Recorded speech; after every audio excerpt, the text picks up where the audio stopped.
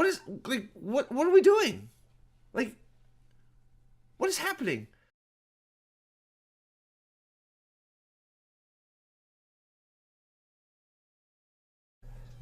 Okay, so we got to take a second to talk about this Nerporial life form guy. In my life, I have never seen more shit takes ever. The mouth breathing pulled you into a scene. I mean, what is happening with this guy? What is happening here? Have you even read the fucking book, Nerdporial? Being out of touch with reality the last several minutes has made humanity as a whole dumber than these book-burning shills. How does he call himself a Wheel of Time fan? I mean, how slow does this dude read? He's been reading The Shadow Rising for about 2.5 years. Fuck. You Chicago dipshit motherfucker. Get over yourself. What is going on?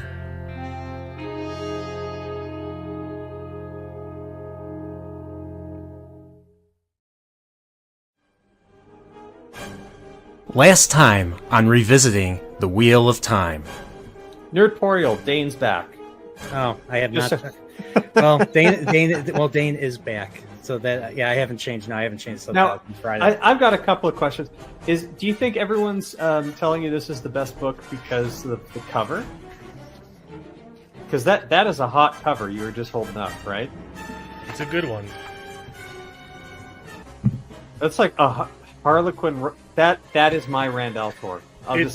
You know, if you didn't know any better, and if it weren't for the title Lord of Chaos, it would look like one of my mom's romance novels, you know? And the bat-shaped man, and well, the death and destruction on the back page. Yeah, okay, we get it, but no, Little Fabio action going on. great cover. So is this supposed to be a drag car, or is that supposed to be a bat? I'm taking it that's supposed to be a drag car. Yeah, it's a pretty bad drag car, but And I'm taking that this is supposed to be, well, when I first saw this, I thought this was Moraine, but because of the fact that Moraine is no longer with us at this point of the story, I'm assuming this is Alana.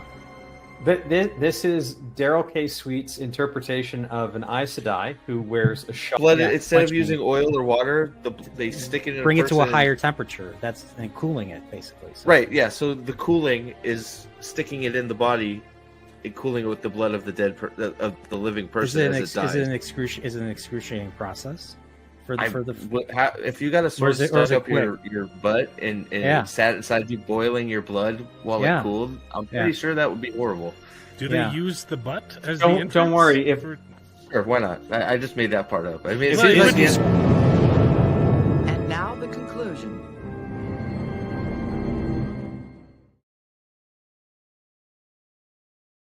I'm a man of Manetheren, and I approve this message. I will have a place open in the barrier. Savannah wants my head, Time. I mean to let her know her mistake. I told you to make weapons, Time. Show me just how deadly they are. Disperse the Shido. Break them. As you command. Put my standard up where they can see it. I saw what they do, Rand. It's... What would you have me do? What else can I do? I do not know. I do not have to like it, though. Grady, raise the banner of light.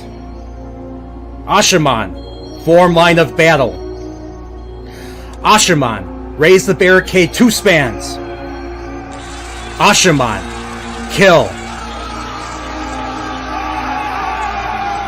Ashaman, rolling ring of earth and fire. Stop! Stop it, Time! Ashaman, rest! You have done well. I am Bera Harkin, and this is Karuna Nachiman. We came to rescue you, with Alana's aid. Though it seems you had small need of us, still, intentions do count, and your place is with them. You forget who we are. They may have mistreated you, but I forget nothing, Aes Sedai. I said 6 would come, but I count 9. I said you would be on equal footing with the Tower emissaries, and for bringing 9, you will be. They are on their knees, Aes Sedai. Kneel! Kneel and swear to the Lord Dragon, or you will be knelt.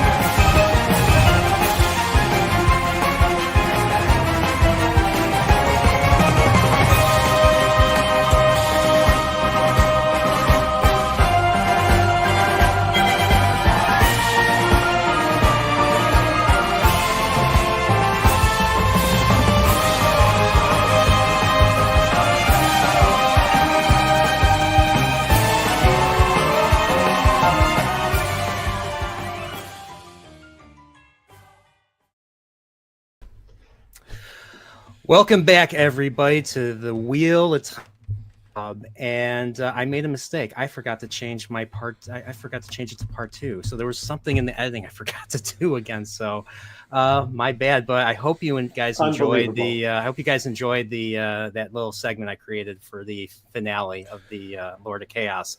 That was the.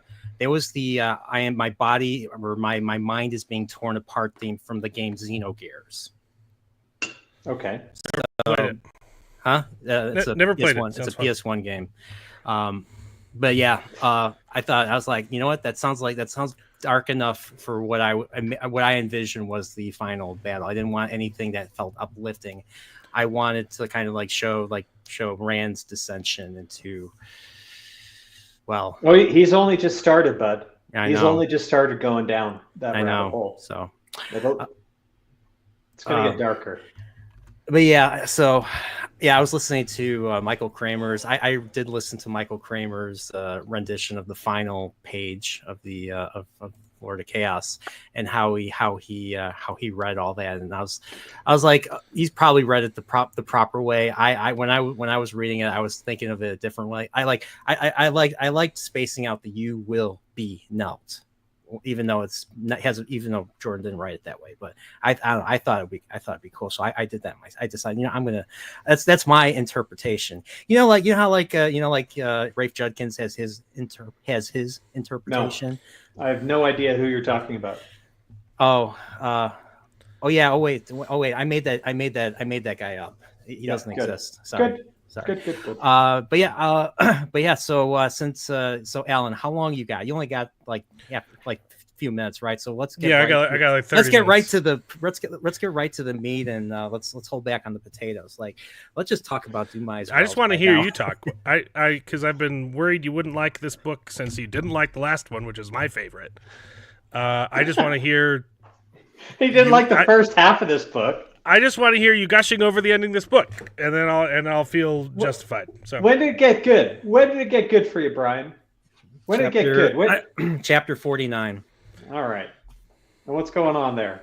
Chapter 49, I think, is the chapter where the Aes Sedai, the Saladar Aes Sedai come in and they do their little Mirror of Mist deal. And that's pretty much where it starts. And they do it because Varen plants an idea in the conversation with her. And one thing I thought was interesting throughout the entire book. Now, I don't remember if it was she was described like this in the other books, maybe in Shadow Rising. But the whole bird look, he's been beating down on us, describing Varen with her bird eyes every time. And I was just trying to imagine that's actually a good Varen look. Something like Very that. Good. So yeah. I don't recall her being described that way. Was she described like that in Shadow Rising? Do you remember, Dane? You remember everything you read? Probably not. She wasn't that prompt. Well, the context for her was a little bit different in the Shadow Rising, right? Because she had a description in Shadow Rising. Like a big long one, but plain face. But she's got gray hair, which already denotes great age for Aes Sedai. You know that Moraine and Swan remember her as a full sister when they were just novices and being old then. So she's kind of like a wizened kind of Aes Sedai. You'll learn more about how beak. Does she have a beak? No, she doesn't have a prominent feature of bird-like nose, but she's a typical. Is it just brown, her eyes? right? It's her eyes, right? She just has she just looks like she's paying really. But she's aloof, right? She's aloof. She doesn't. Browns always surprise you. You think you don't know what they're thinking because they might be thinking of a book they read 100 years ago. Yeah. And Browns especially. A lot of them accuse them of having a perspective that's not rooted in the world, but is rooted in the past. Yeah. Is what they really care about is history. Yeah. So I see Varen as kind of this quirky, eccentric figure, and the bird eye kind of it fits. Yeah. Okay. Here's the so I have this is a theory I have now. I know that she is she's because I accidentally stumbled upon a White Cloak stream. Not that I'm blaming you guys. It's my fault for So I know about that. It's really easy to get stuff spoiled for you. I still have a theory. I have a theory that she has her own agenda outside of the Black Aja, and this is what I'm hoping it is. That way, I think, because that's why I'm more interested in finding out what this agenda is, because there's in chapter 10, the same, I think, or chapter 11, I think it was the chapter after the bonding, we get a little bit into her head, and she's just like she's curious where, like, because she was like working on, or she had this agenda for like 75 years or something like that, so she's really deep into this. So I'm curious what exactly this agenda is. Well, what's a Black Aja that you have been in her head is Leandrin and Alviarin and Varen does not behave like the other Black Aja that you've met so far. That's yeah, and that's why, like, it was like. But that being said, Jordan doesn't. It's not revealed yet, right? You stumbled upon it. There are clues. The biggest clue, in fact, that clued me in before the actual reveal happens in the Great Hunt. Yeah. Right. Because you know by this point that Aes Sedai cannot lie unless they are Black Aja. The truth may not be the truth that you're thinking of. Except so. An overt lie, and one that happens and one that's noted in the Great Hunt is Varen comes and says that she was sent by Moraine when she joins up with Ingtar and Perrin and Mat, and then, Moraine sent me. It's brought back at the end of the Great Hunt when Moraine says, I never sent Varen. It's like, no, she told us you sent her, and then she's like, that's curious. That's kind of a reader clue. That being said, when you get that clue, you haven't yet learned about the Oath Rod and the full mechanics. Yeah. But on a reread, you'll kind of catch it. Realize it. If you had read 6 books and you're like, okay, wait, there's something up with her. But everybody was also kind of wondering what's up with Varen, because she is not, if she is a Dark Friend, she's not behaving like the other ones. I mean, the reason why Egwene even got access to Teleron Riyadh in the first place, I believe, was because of Varen. Varen gives her the ring and all that, and then Varen tells her about, the Balsamon and the Ishamael are like two sides of a coin or something. I forget exactly how she riddle wrapped in an riddle wrapped, an enigma and all that. So you kind of wonder, she knows quite a bit. For I think she's also was she the one did she send the girls down to the storeroom that had all the 13 sisters' belongings? I don't know. I don't remember. I'll have to. Might have been. Oh no, that might. That might have been Suan.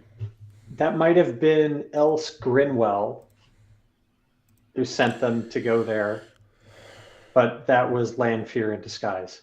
Just in case you missed that. Oh yeah. Yeah, I remember Egwene encounters Lanfear, and anyway, we're talking.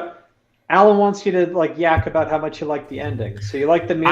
I liked. There were chapters in the 30s that I liked, leading up to, believe it or not, Egwene becoming Amyrlin. I mean, was it the best? No, but I liked when Mat first. I liked the chapter where Rand appears to Mat, and Mat's like, he's like, I need you to do this. I thought that was a good chapter.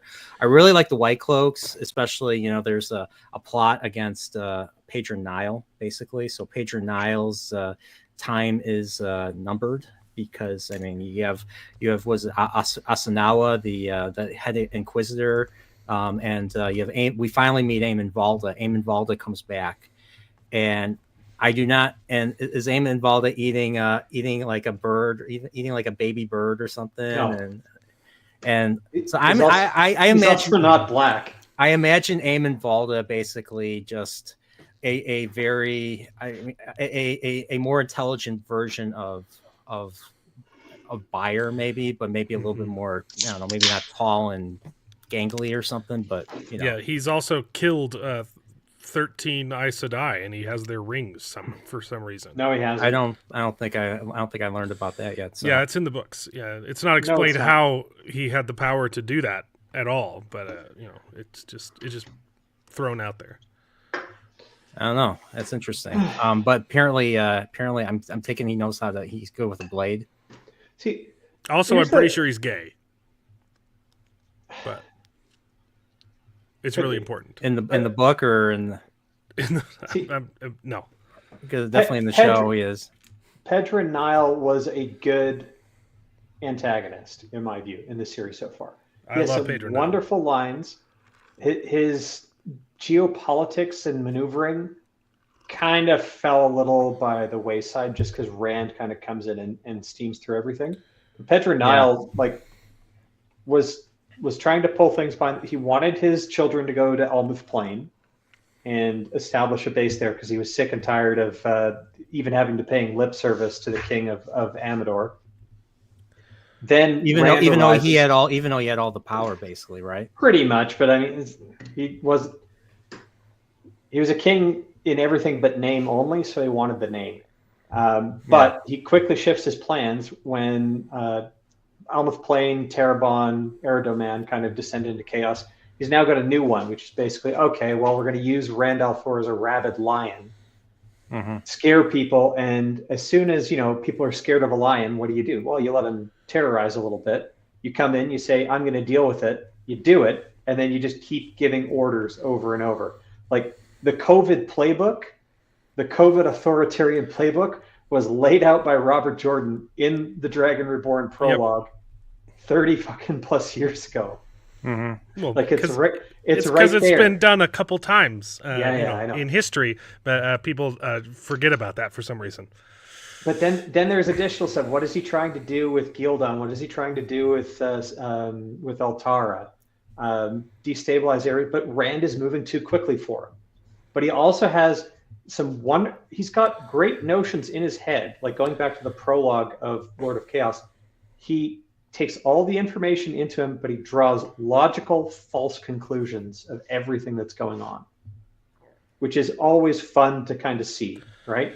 He's got in his head that Rand is a false dragon. The Aes Sedai do all his channeling for him, like Logain was kind of set up, and they're controlling him. The split in the tower, well, that's the easiest political maneuver ever for these witches, because if shit goes tits up, they can blame it on the other faction, kind of thing. Well, he even says, and I know this is your favorite thing when like a villain's ideology is used against them to defeat them, which it's a little bit different in this situation.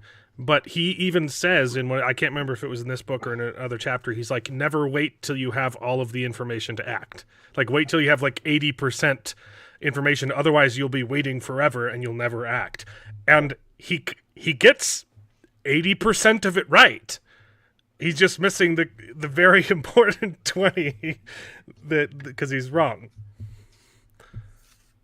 But anyways, I like Pedro Nile. I think a lot of readers miss kind of how central he was in terms of opposition to Rand or antagonism kind of early on. I loved the prologue of Dragon Reborn. I mean, the first three books had excellent prologues, but the Dragon Reborn, like I literally said I think it's before I added you to the group chat, but I said, oh my God, I literally responded. I wrote in the earlier group chat, oh my gosh, this is awesome. Like, this was just like, he's just like, I liked how he threatened Carradine. It's like, oh, you think he's like, I have an insurance policy on you if you fuck with me, basically. And that just, I laughed out loud when I heard that, basically. And of course, then you get Shader Haran 0.5 at the end with Jacob Carradine and all that. I thought that was just great. It just made me want to.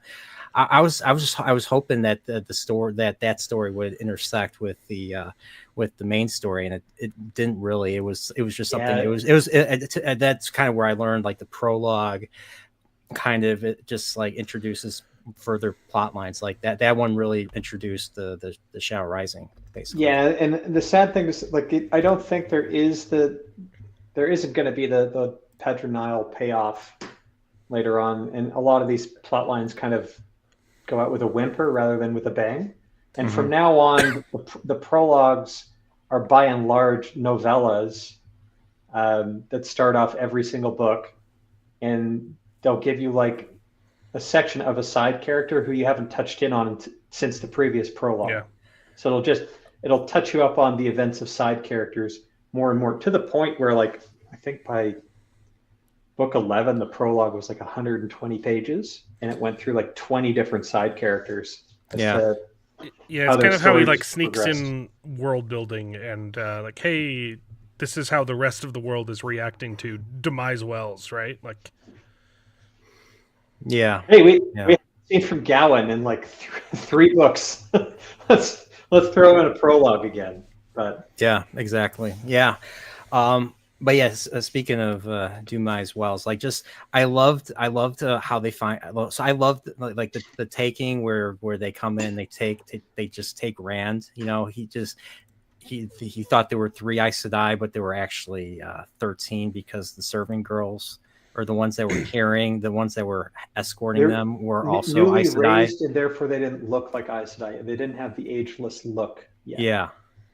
So they catch him. They put him in a box, and they put now. Yeah, remember, like Rand Ralphor is really tall. Like he's he's like 99%, height wise. So they put him in this small 6'6". box. They put him in this box, and he literally. I think the way it was described is he's literally folded in the box, like his head is in between his legs. That's how messed up this is. And he was in the box for like days. Like I think they would take him out just to beat him with air and everything. So but even if they let him out of the box when he was in the house before they decided to move him, like he was wrapped up in air, so he basically is hogtied. Can't move. Yeah, not necessarily, but I mean that. And I can explain the shielding mechanics as well because this got explained to me after I fucked up on the show, but. In essence, so all the Aes Sedai linked with 13 of them. Yeah. In order to get their combined power level above his, so they could overwhelm him, put a shield on him. Mm-hmm. The mechanics after that overwhelming do a little bit different, where each sister is controlling their own shield around him.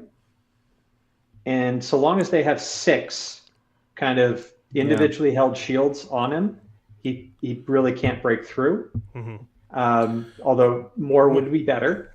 But once you're cut off from the source, it's hard. It's harder to break free of it. You don't. Yeah. So they don't need as much. They don't need 13 sisters on them all the time.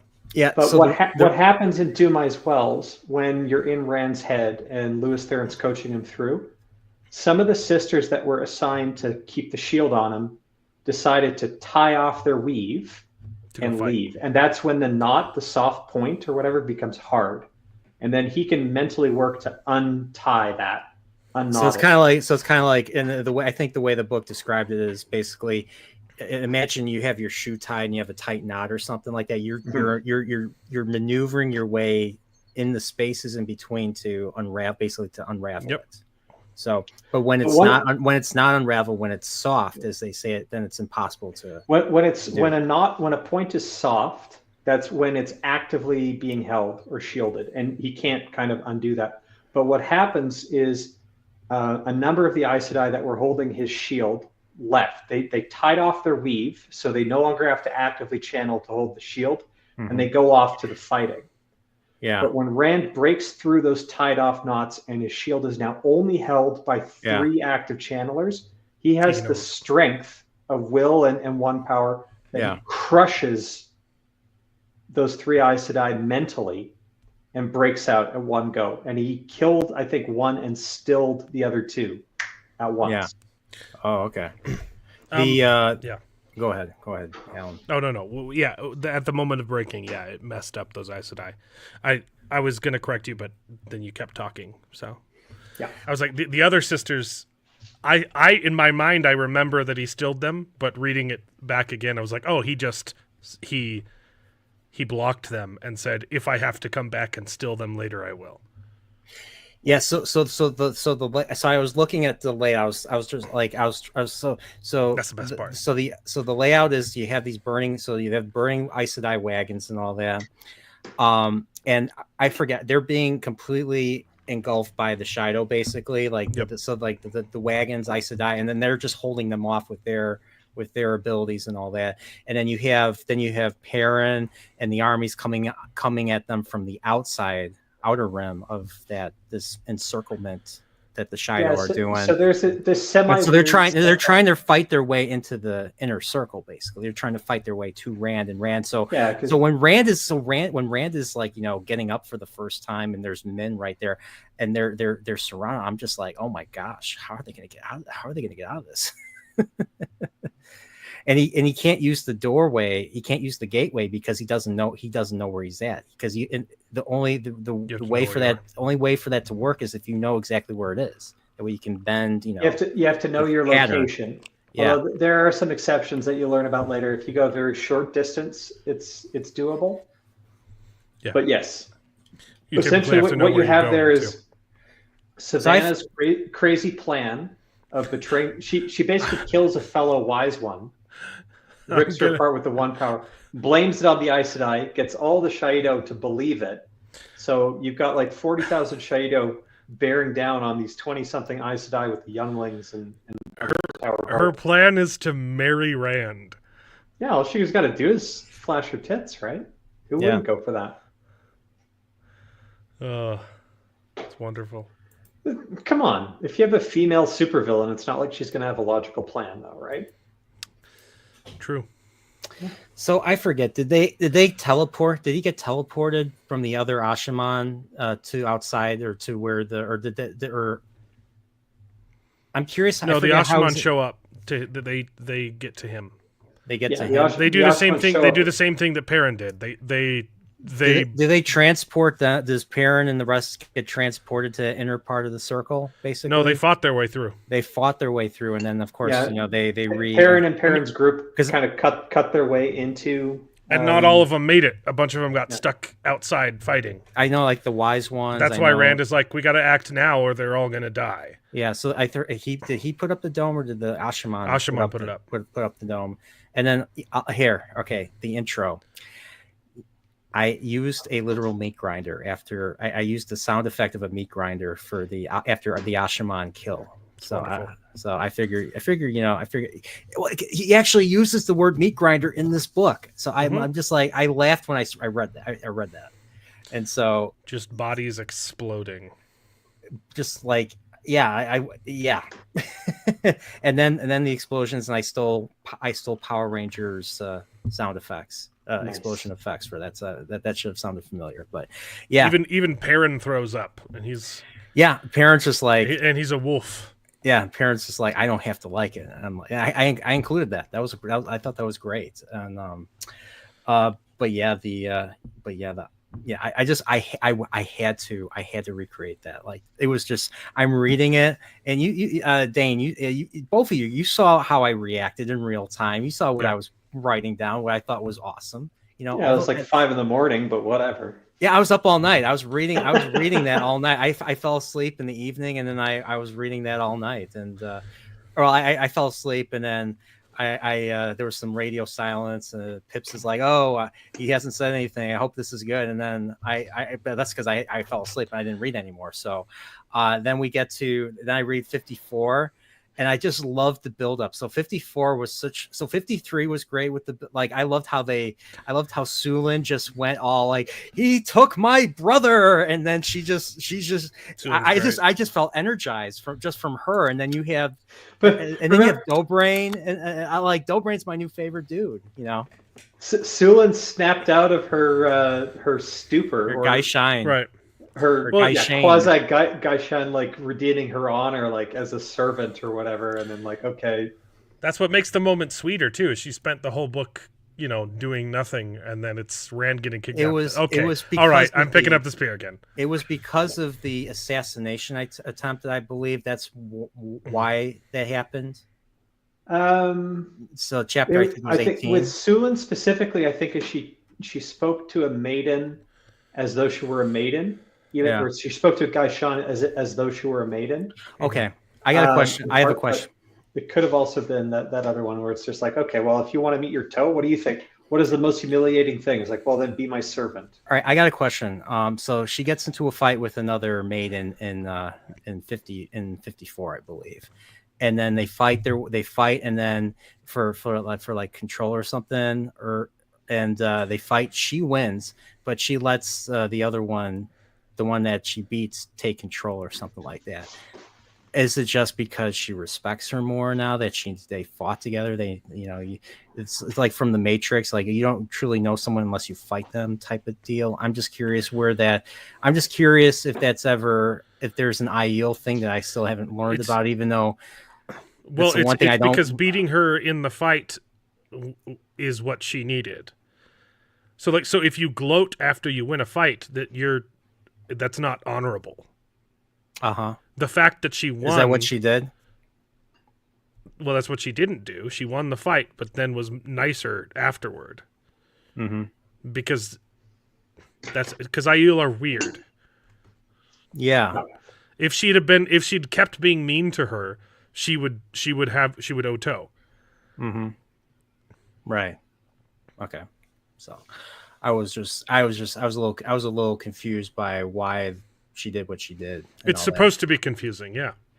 Yeah, I mean, I'll be honest. Because the Aiel are confusing.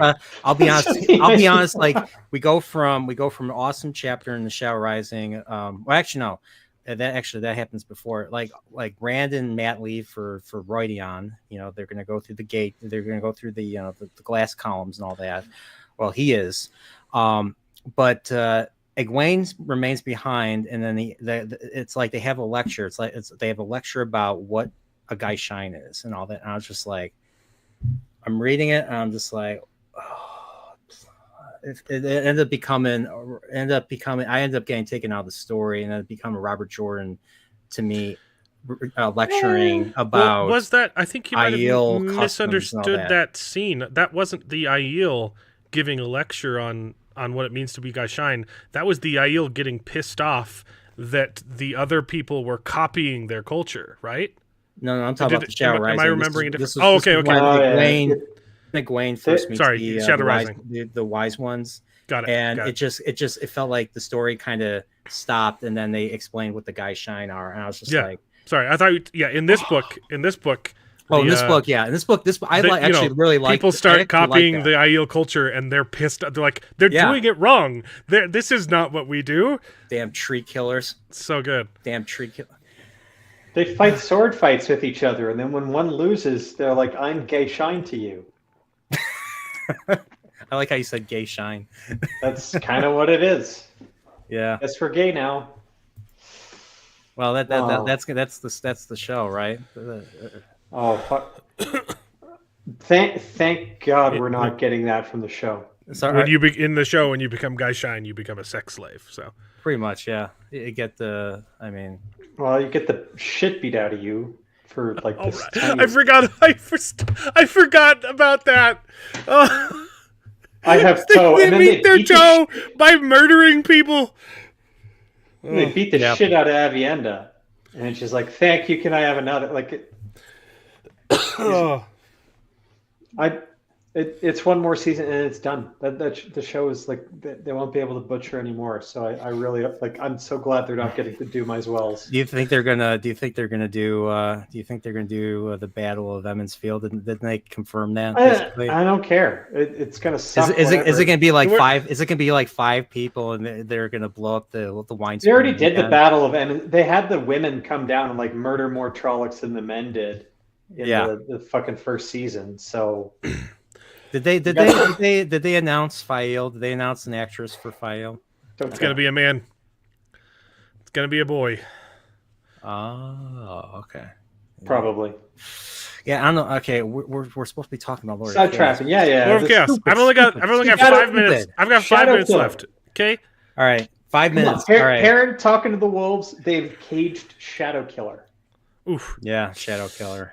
Oof. Oh, that was such a good part. So what happened to the wolves? Where'd they go? Were were there thousands of them? Yeah, they showed up.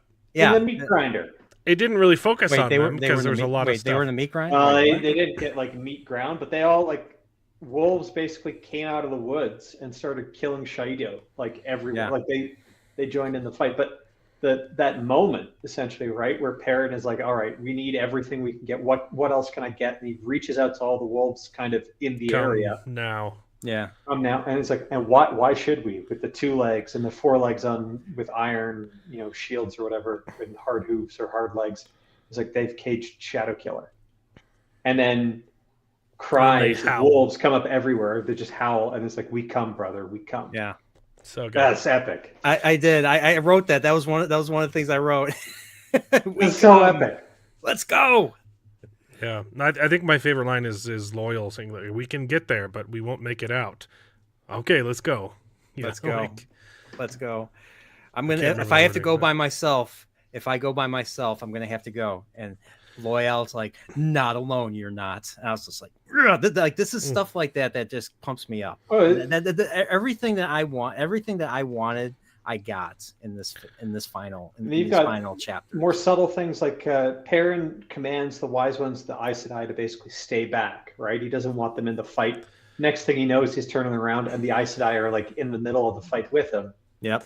What they'll explain, I think, in the only way they could be effective in a fight is if their lives were in danger, right. because they They can't use the one power as a weapon unless they're They're being defending attacked, themselves Yeah. or another sister. So that's the only way they could have done it. It's just But it's still just mo- So it's, they have to it- put it's- themselves in danger so that they can fight But they back. It's completely great. disregarded what Perrin ordered them. So part yeah, of the and course, that's what not- makes the final part of this book so sweet. So like, because I did look at the final page. I did see the kneel before the Lord Dragon, or you will be knelt. But I had no idea what the context was and why it was. Why would such you a do big that? deal? Because I look ahead. I look ahead every book I read, especially Don't if do that. why? It didn't change anything. I don't think it would have been any better. I mean, things get revealed to me all the time. I have to try my best to have a memory of a goldfish, to quote Ted Lasso. But it's just it's a fleeting thing. Even the feeling where you find out something for the first time, it's very fleeting anyway. So why bother? I just don't care. I try not to spoil myself on everything though. But but that's kind of what I'm getting at. But but actually seeing how it built up to it with the Aes Sedai just being creepy, bonding Rand, and then just the whole thing, the whole episode, chapter 49, with books of hubris at this point, right? Yes. It's the only one who basically kind of self-corrects is Moraine. And right? I think and this was after. And if anything, Egwene's going deeper into the Aes Sedai mentality. All the Aes Sedai down in Saladar all kind of think the same way. Like, well, we better get him before Elaida does because we know better than her. But the idea that Rand would think for himself is lost on both sides. Just exactly. Every last one of and well, you see what they did with Matt, right? Rand sends Matt to help, and they're like, okay, we're gonna just completely ignore him and use him, which is great. I love it, but they're dicks, Yeah. Yes, they are. Matt is he just gets abused left and right, and he never complains. Well, no, he complains all the time, but he never says no. Except, well, we'll get there. But so the real question is, all right, if the Kyrian Aes Sedai, if the Tower Aes Sedai went to Kyrian, did kidnap him, would the Saladar Aes Sedai in Caemlyn have kidnapped him? How far is? I don't think so. I don't think it was their plan initially, but if it kept going as far as it did, remember, Min had the viewing of Rand of Aes Sedai hurting him, and when he found out that there were 13 Aes Sedai, so there was 9 from Saladar plus Varen and Alana, who were there coming from the Two Rivers, and then Barra Harkonnen and Karuna Nakima or whatever. They showed up because they were the emissaries originally sent to go to the Aiel Waste. This is like in book 4 or book 5. Like they sent 2 Greens, Barra and Karuna, who had like 7 warders between them, to go to the Waste because they heard a rumor that's where Rand was. Yeah. They got turned around halfway through, and then they came back to Caemlyn. But those were the 2 Aes Sedai that basically took command of the Saladar embassy. Yeah. But that's when Caemlyn had 13 Aes Sedai in it. And that's what scared Rand away because 13 was the magic number. So he went to Kyrian where he thought there was only 6, but lo and behold, there was over 20. Yeah. Well, the best thing about it is, and I think it hits harder in a second reread, is it's Rand's fault that no one notices he's missing, right? Because this whole book he's been jumping back and forth between Caemlyn and Kyrian, and not giving anyone any information because he's trying to keep them on their toes, and he just disappears frequently without telling his girl squad, and the only reason that like people were like a little bit suspicious is because he like, oh no, because Min disappears with him. He sends for Min, but they find the dragon scepter. The dragon scepter, yeah, and the sword. So yeah. And then Sulin does her moan, and I thought it was great and everything. So, I feel the Tower Aes Sedai just came with. I mean, obviously they had Black Aja, behind them. Especially, I think. I don't remember if Galena and Katarina Ludrin. Yeah. So that gets revealed in the prologue of Lord of Chaos that both are Black Aja. They're both reds. So Galena was unaccounted for in the aftermath. In the aftermath. So do we? I forget. I love that he's just. I need her. I want her. Luce Theron. It was not him. It was Luce Theron. It's like I want her. When he just goes through just yanking Aes Sedai off their horses and shielding them. It's just it just doesn't. Where is she? And then she's gone. Where is Karina? Did we find out how? Like, I forget. Was she was in cahoots with Savannah or not at that level? Galena gets her comeuppance. It takes a while, but you wouldn't want to be her. So no. That's the thing. Most of the bad guys they get pretty. They get their just desserts. There's some pretty satisfying ends to these bad guys. So yeah, we'll be on if you want to join us, David, I can send you a link, if you're up for it, let me know. Message me if you're interested. I'm going to have to go though. I've got my own stream to do. So Fires of Heaven is your favorite book, but is Lord of Chaos your favorite ending? Yeah. Okay. It's best ending. All right. Okay. So I am kind of like Dane though. Like when I say Fires of Heaven is my favorite book now, but then I'll start reading, Gathering Storm, and but this is good too. Like it's. So here's a fun thing. We'll maybe we can say sayonara to this on this, Alan. But when I first read Lord of Chaos, it wasn't my favorite book. No, yeah, and it is now. With perspective, yeah, but it broke what I thought at the time was an implicit promise. You're going to get a fight with the Forsaken. Every book needs to end with a Forsaken fight, and this is in this book specifically, like sets you up like there's going to be a fight at the end, like the whole time. Hey, we're going to go. We're going to get Samael. All of this stuff we're leading up to Samael, and we got Demandred in a prologue, and this is the first time we really get like big kind of. So Forsaken DCs, and it's just like I was expecting a titanic clash between Rand and another Forsaken, and I got he beat some Aes Sedai up. Whoopty fuck. That's kind of what I was thinking about today. It was just like he's setting up so many things in this book, and the whole thing is you're kind of like, okay, what is going to be paid off in this book? So is it the whole Aes Sedai thing? Is it the Samael? Is it Grendel? Is there anything with Demandred or something? I mean, what's gonna pay off? And ultimately, it was the Aes Sedai thing, because I mean, obviously, the whole Bond thing, and then the whole Bond thing was just such a big deal in this book. So obviously, you had the rape with Alana.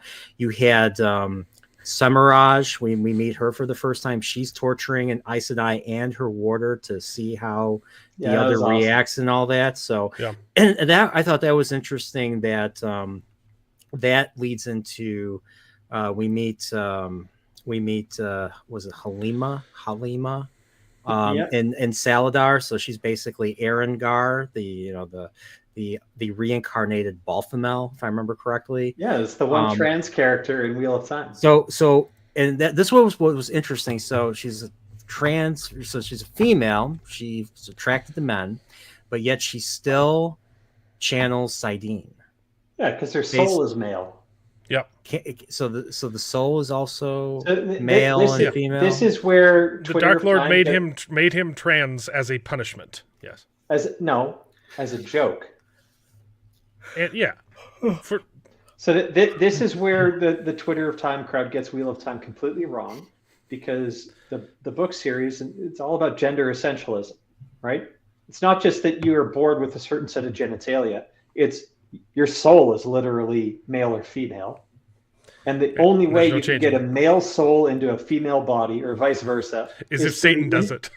through the intervention of the literal devil. That's the only way it happens. And it happens exactly once in the whole fucking series. And it has metaphysical consequences. Because now you have someone who's basically female, like perfect disguise for a male channeler, right? Someone who walks around as a woman. And they don't expect it. Like, you're like the perfect agent for the devil. And no one can tell he's channeling because they can't sense Sidene. Exactly. Well, I really have to go. I've already got some of my viewers telling me I'm late for my own stream. But the last thing I'll say, this book was never my favorite book, but it was always my favorite ending. I immediately loved the ending. I wasn't like Dane. I didn't think it was a letdown. But rereading it, I forgot how. Just because the ending is so prominent, I forgot about all the other stuff in this book that I liked. And this is a really, really good book. There's a whole lot of, of just really fun scenes, right? Like I love Perrin meeting his father-in-law. I love all that. I love the Sulin stuff. And this book's fantastic.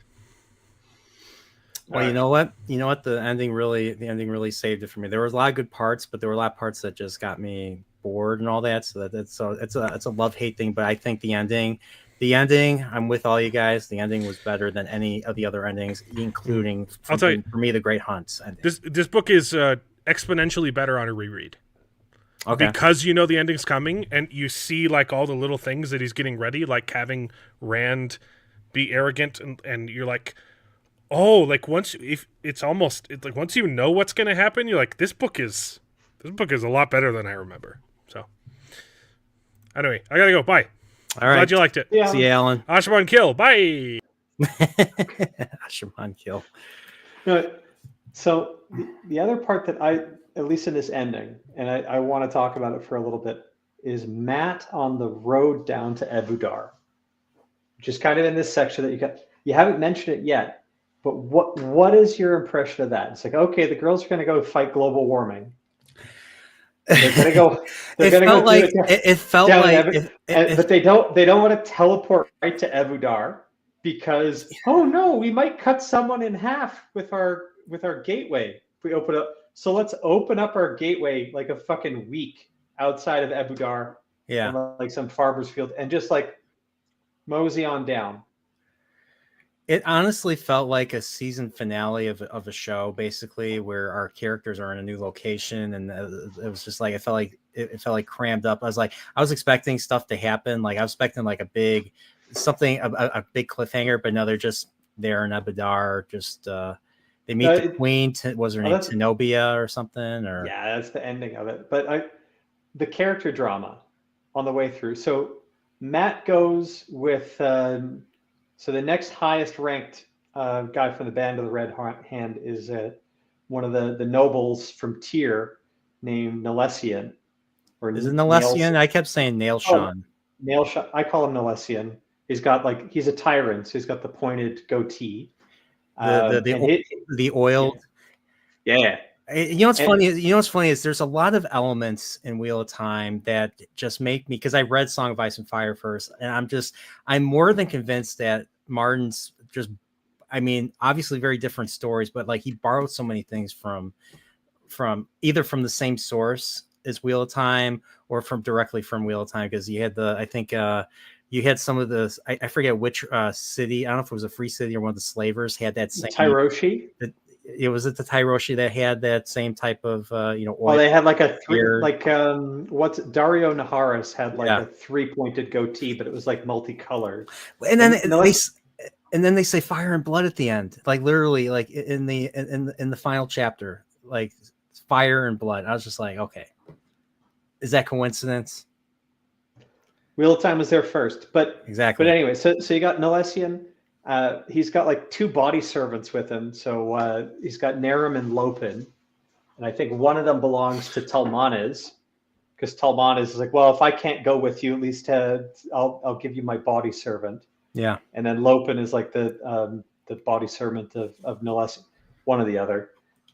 Then you've got like Vannon, who's too fat to ride, but somehow is like the best horse rider like ever.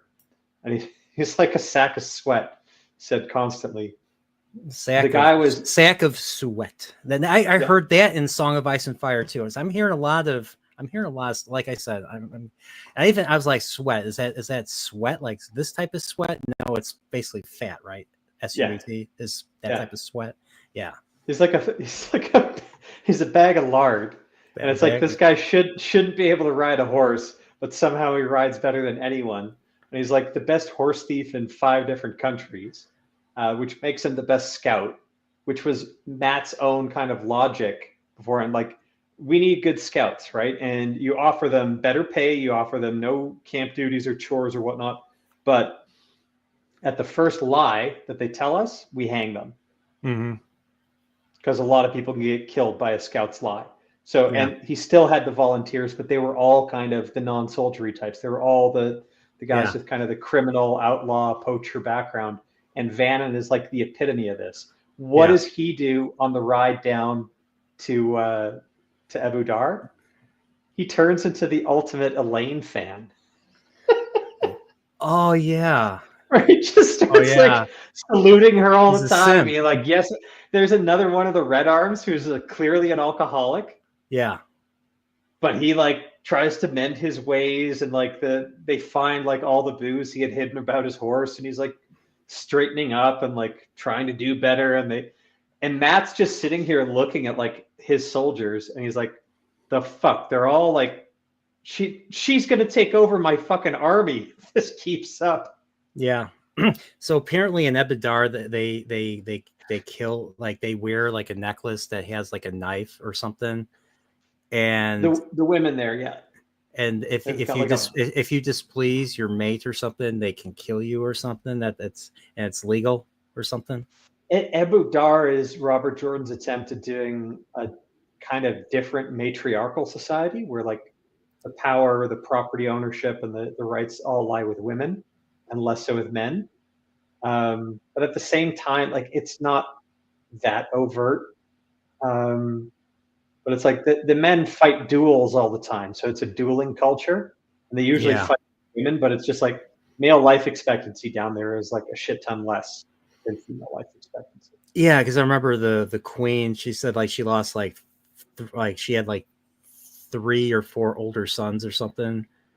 And they best one's the only one left. And that guy's nuts. The thing is like you're like if you have like I forget it was a belt or a sash or something that basically they have something like, you know, put in that says, oh, this son died, that son died, you know. Yeah, or there's gemstones or whatever. Gemstones or whatever. Like, if they're white or red, are they alive? Are they dead? It's just very freaking intricate. But is that supposed to be a symbol of pride, or is that supposed to be a symbol of sorrow or mourning or memory or something? It's just him doing world building. I'm just thinking of the culture. Like, what's the significance? Like, why is it? Why do they have doesn't make a whole lot of sense. Yeah, that's. I mean, I'm just like, is this, like I said, is this a source of pride? Like, this is my family, and they're real men because they participate in a duel or so. I'm trying to make sense. I'm trying to make sense of this. Make it make sense. So, yeah.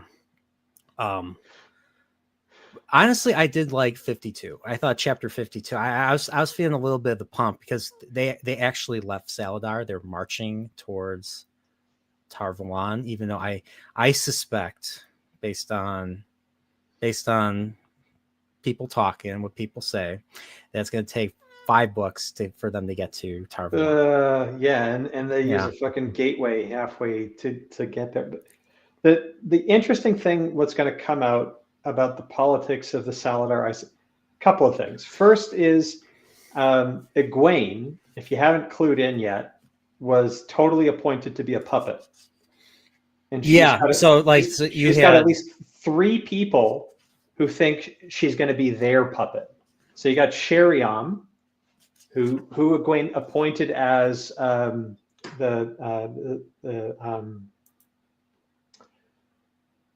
is it? It's not Speaker of the it's the Keeper of the Chronicles. Keeper of the right? Chronicles, yeah. Yeah. But then within the hall, you have these 2 Aes Sedai, and I don't know if you've fully met them yet, but you have Ramonda. Ramonda and Lelaine. Who's Ramonda a yellow and Lelaine a blue, who command like opposed factions within the hall. Yeah. And then you also have Sheriam. So you have these 3, and they all think, okay, Egwene's a puppet. This is just a little girl. She was out of the tower when all this happened. But and the reason why the reason why they put Egwene in the first place is because the 3 didn't trust each other, and they didn't want the other to be. And there's a more nefarious reason, which gets revealed later. It's a minor spoiler, but it's like the only treason punishable by death under Tower law is falsely claiming to be an Amyrlin. Okay. So that's another reason why none of them wanted to wear the crown. Is if shit goes bad, then it goes Tower law. Then Egwene, yeah. Egwene. So she's a puppet and a bit of a sacrificial lamb. Yeah. So that's the danger Egwene's into.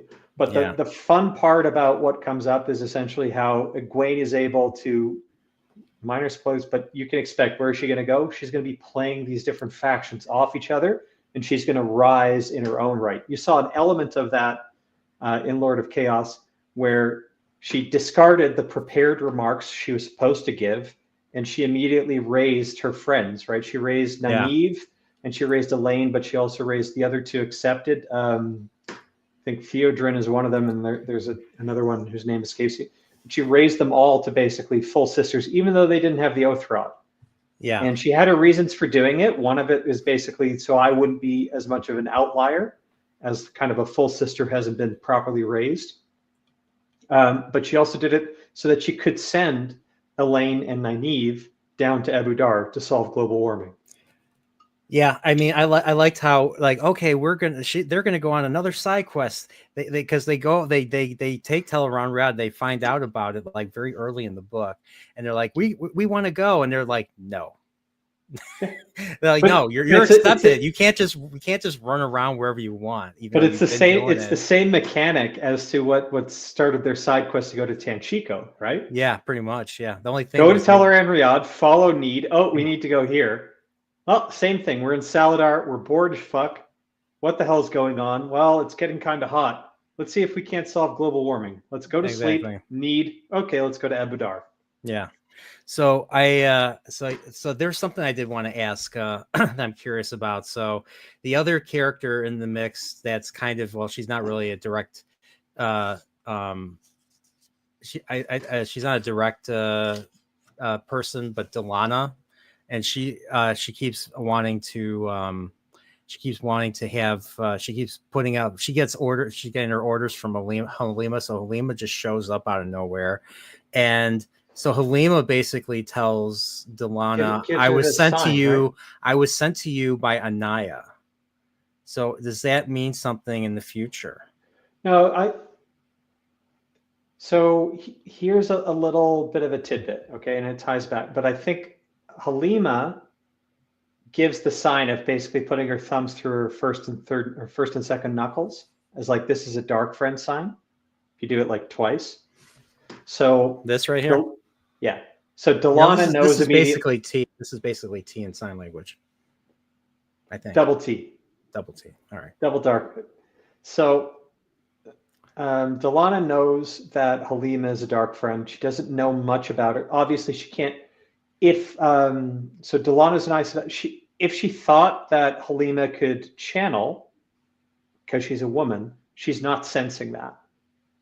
Right? Because women can sense each other, but Halima can't channel Saidar. She can only channel Saidin. So there's no idea who this is.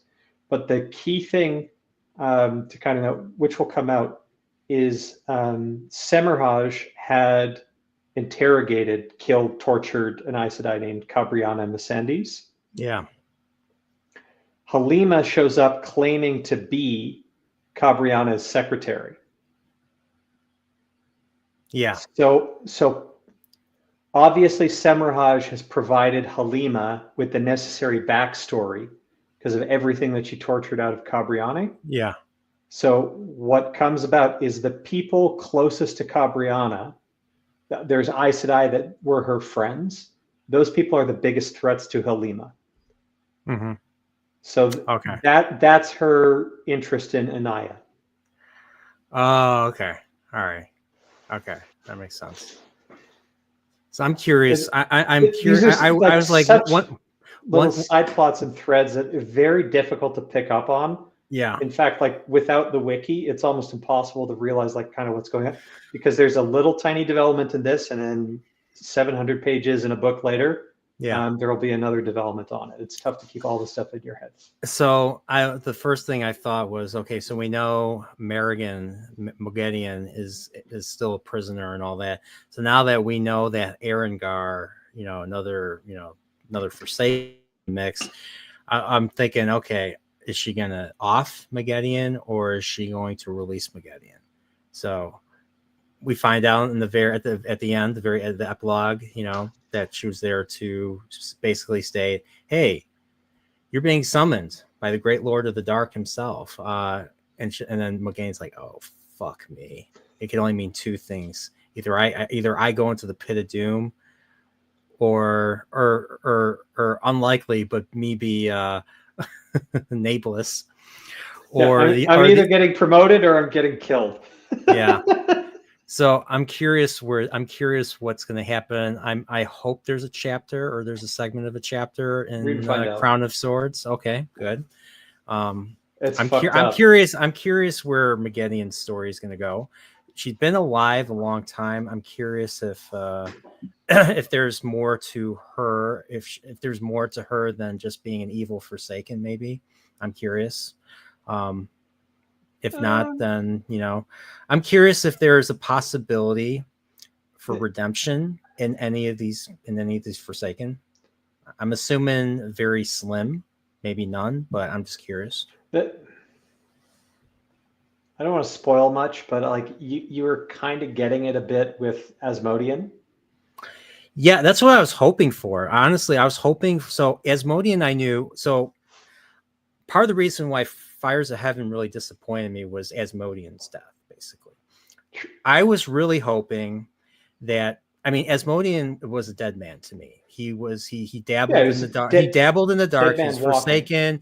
He had to be fought by Rand at the end of. And I did like the fight at the end of the Shadow Rising.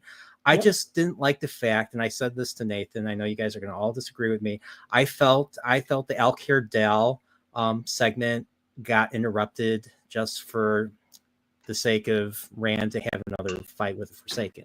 I've just felt that there should have been slightly more buildup than just a couple of dialogue from Lanfear in the during the Stone Stands. I guess that was Jordan's point, was to have us forget about that little thing where it's like, oh, we can, I can have someone, we can kill the Dark One, basically, and then so I was hoping like they would have to fight their way out. So something like we saw here in Lord of Chaos, I was hoping for something like that in Alkir Dal, where they had to fight their way out of all the Shadow. Like the Shadow led them, encircled them into a trap, and they had to fight their way out. And they all got, they all got split up, and they had to come back together. In the Fires of Heaven. That's kind of what I was hoping they were going to do, and they didn't do that. They ended up just being interrupted by Lanfear, and he's silver surfing, skimming, and just catches up with and chases Asmodean. Yeah, but at the end of the day, you got what you wanted. You just had to wait 2 books. Yeah, true. Yeah. So this guy, it's true. No, but that's what I was expecting, and I love that chapter. I love the build up. I love the build up to that Alkir Dal, and then you get freaking Couladin pretending to be a freaking psycho politician, saying this guy or not even psycho. I was going to say he's lying. Clinton. He's Hillary Clinton, basically pointing to Rand as a liar and all that. And we've always been warriors. And you be in jail. So perfect. But no. But the getting back to like the question about part. like the redemption, whether or not any of these dark friends, like there are dark friends who redeem. But what also gets established is that oaths sworn to the Great Lord of the Dark are not so easily shaken.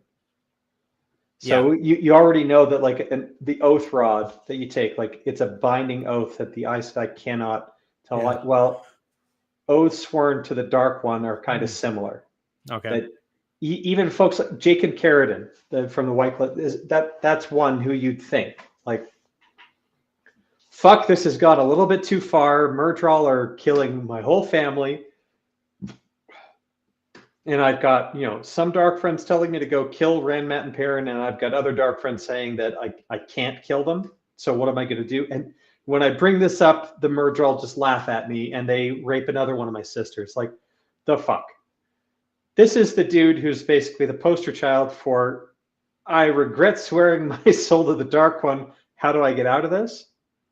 It's akin to swearing on an oath rod for a lot of, they can't unswear. So the redemption stuff is very tough on him. And as far as Ingtar is probably the gold standard for it. But there's probably a reason why Ingtar was able to break his oath as he did, which it'll reveal later. It'll be a good payoff. There's a good tie-in. Oh, really? So there's more to Ingtar than he's not never forgotten. He's never mentioned again. He's not mentioned again, but I think once you understand the specifics behind how someone can forswear an oath to the Dark One, Ingtar makes more sense. And right. We can cover this off in like book 12 when you get there, book 12 or 13.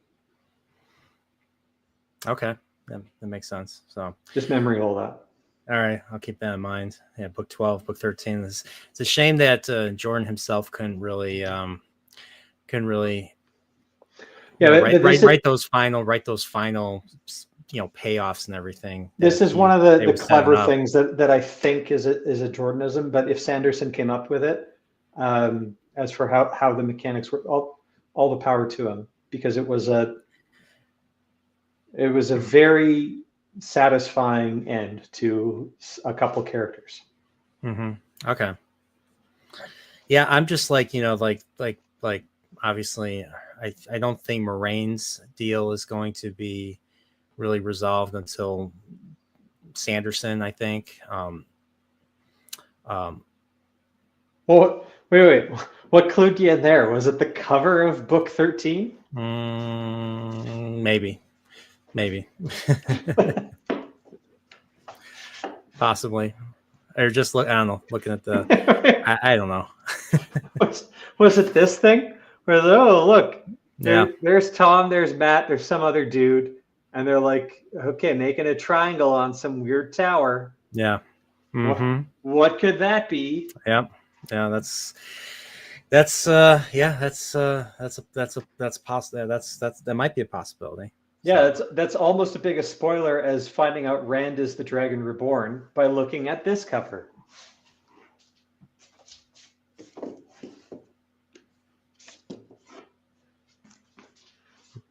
Dragon Reborn. Yep. There you go. He gets Kalendor. But the show made a fucking mystery out of who is the Dragon Reborn. It's like, that's still mind-boggling to me. We're just like, there's a book called The Dragon Reborn, and it has the Dragon Reborn on the front cover. And it's not a girl. Despite how he was drawn. It's not a girl. Could be men, but it's not. Yeah. Obviously, Asmodean. I know the Asmodean stuff doesn't get resolved until I think that same book too, because although I would be interested to know, like, so I listened to the prologue of Lord of Chaos again recently, but that strongly implies that Demandred didn't kill Asmodean. Yeah, no, I know, I feel that confirmed that, and the other thing is, I remember Steve mentioned that he was killed by Balefire. No, he wasn't killed by Balefire, because that would have been mentioned, because they knew right away that Rahvin got killed by Balefire. So it wasn't Balefire that killed Asmodean, and they could run back, but they don't. So the question is, do we? I'm taking we don't find out. Well, Do we know how Asmodean died? the likeliest suspect as a result of all this is Grendel. It's never officially revealed. Like, you never get a Grendel chapter where she's like, "Oh, I killed Asmodean." But it's implied in later dialogue that she is responsible for the deaths of X amount of chosen. This is much later because she does other stuff too. So I'm not going to spoil that much. But do we find out how? Do we find out, like, I'm assuming No. So like, But it could be as there's like simple there's no trace, right? Like, there's not a single trace of him. Like, he is vaporized, he is gone completely. Like, his body is gone, right? I mean, obviously, because they don't find him. The powers that are available to Grendel, how she would be able to do, like, pull off the perfect murder, is there are weaves that people know that just stop someone's heart. Quick, easy to do. Heart attack, dead. And then, so once you've stopped their heart and they fall over dead, that only takes a tiny trickle of the power, and you're not going to basically get, draw a warrant. Even at a palace like Camelin, where he was, that wouldn't really draw the attention of other female channelers. And then you could create a gateway to, like, the ocean, and just, like, huck the body. Okay. That makes, all right. So it's not revealed how it's done. To a certain extent, it's not important. The more important thing in the story was, narratively, like, who did it and why.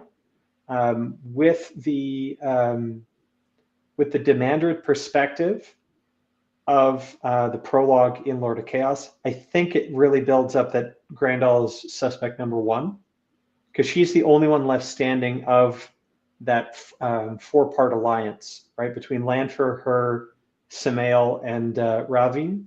Samael wouldn't have done it. Samael wouldn't have dared to go to Camelin as a man who can channel and be sensed by Rand. He just wouldn't do it.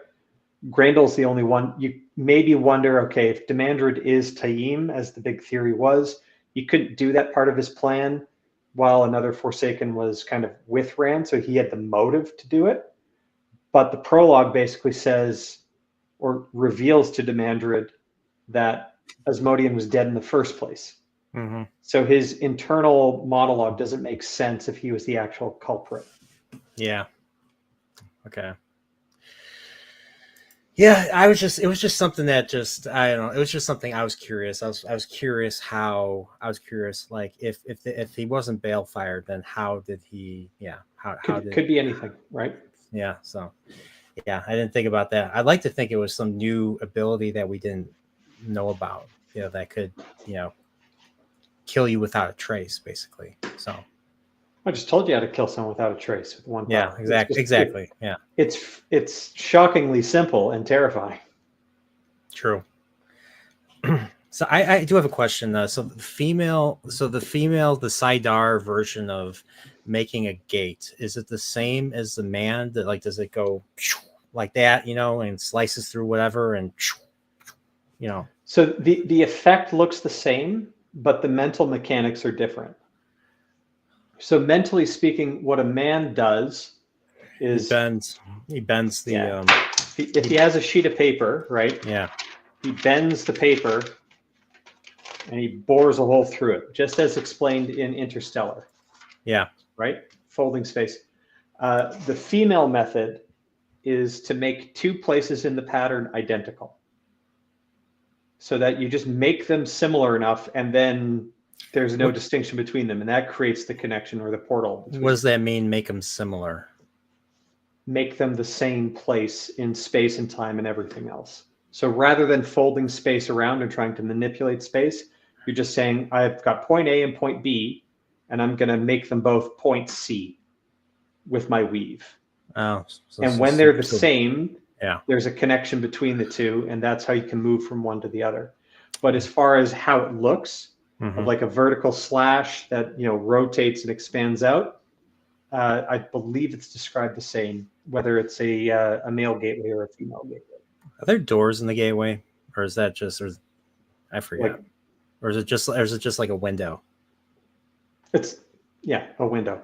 Okay. And you don't want to touch that infinitesimal edge, because it'll cut through anything.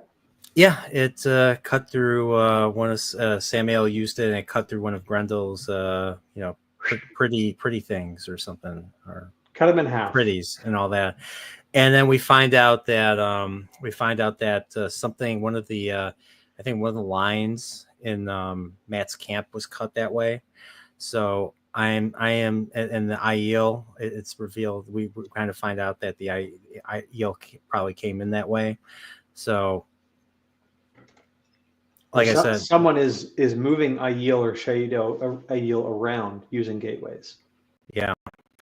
And I'm suspecting that Samael is the culprit. Good guess. I think he's fucking Savannah. But Savannah doesn't want him, so that's why she wants Rand. That's a less than good guess, but that's what Luce Theron. She wants Luce Theron instead of his lesser. She wants the Kara Karn, but her own headspace is basically like all she did was like flash her tits, and Saladric fell like head over heels in love with her. Mm-hmm. And then I don't even think she was officially married to Couladin, but like they retconned that either in Aiel Custom or whatnot. Mm-hmm. Maybe they got married like on the march out of the Aiel Waste. Yeah. But okay, so you're a Biden, and you fucked one brother and then you fucked the other one. Good on you.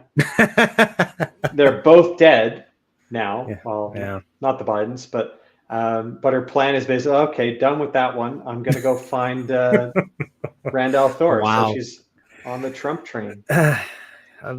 Wow, that's crazy.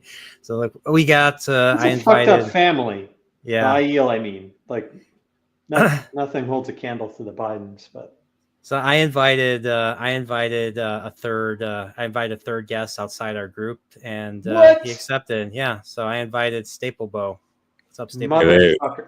How you doing? You guys, Brian, you realize Staplebow is like 12, but has like the voice of James Earl Jones. Yeah, he does. Say, I am your father, Luke. I am your father. Oh my god! Oh my god! Fucking nuts. How you doing, buddy? If this guy picks up a 2-pack a day habit, he's going to have the deepest voice anyone's ever heard. Not saying you should smoke Staplebow, but I'm just saying you could. So how you doing, man? Don't smoke. You got to be at least 18 for that. I've been doing pretty good. I started reading the Bloodsworn trilogy by John Gwynne. It's a pretty good series. I like it so far. Bloodsworn. I'll have to write that one down. I never heard that one.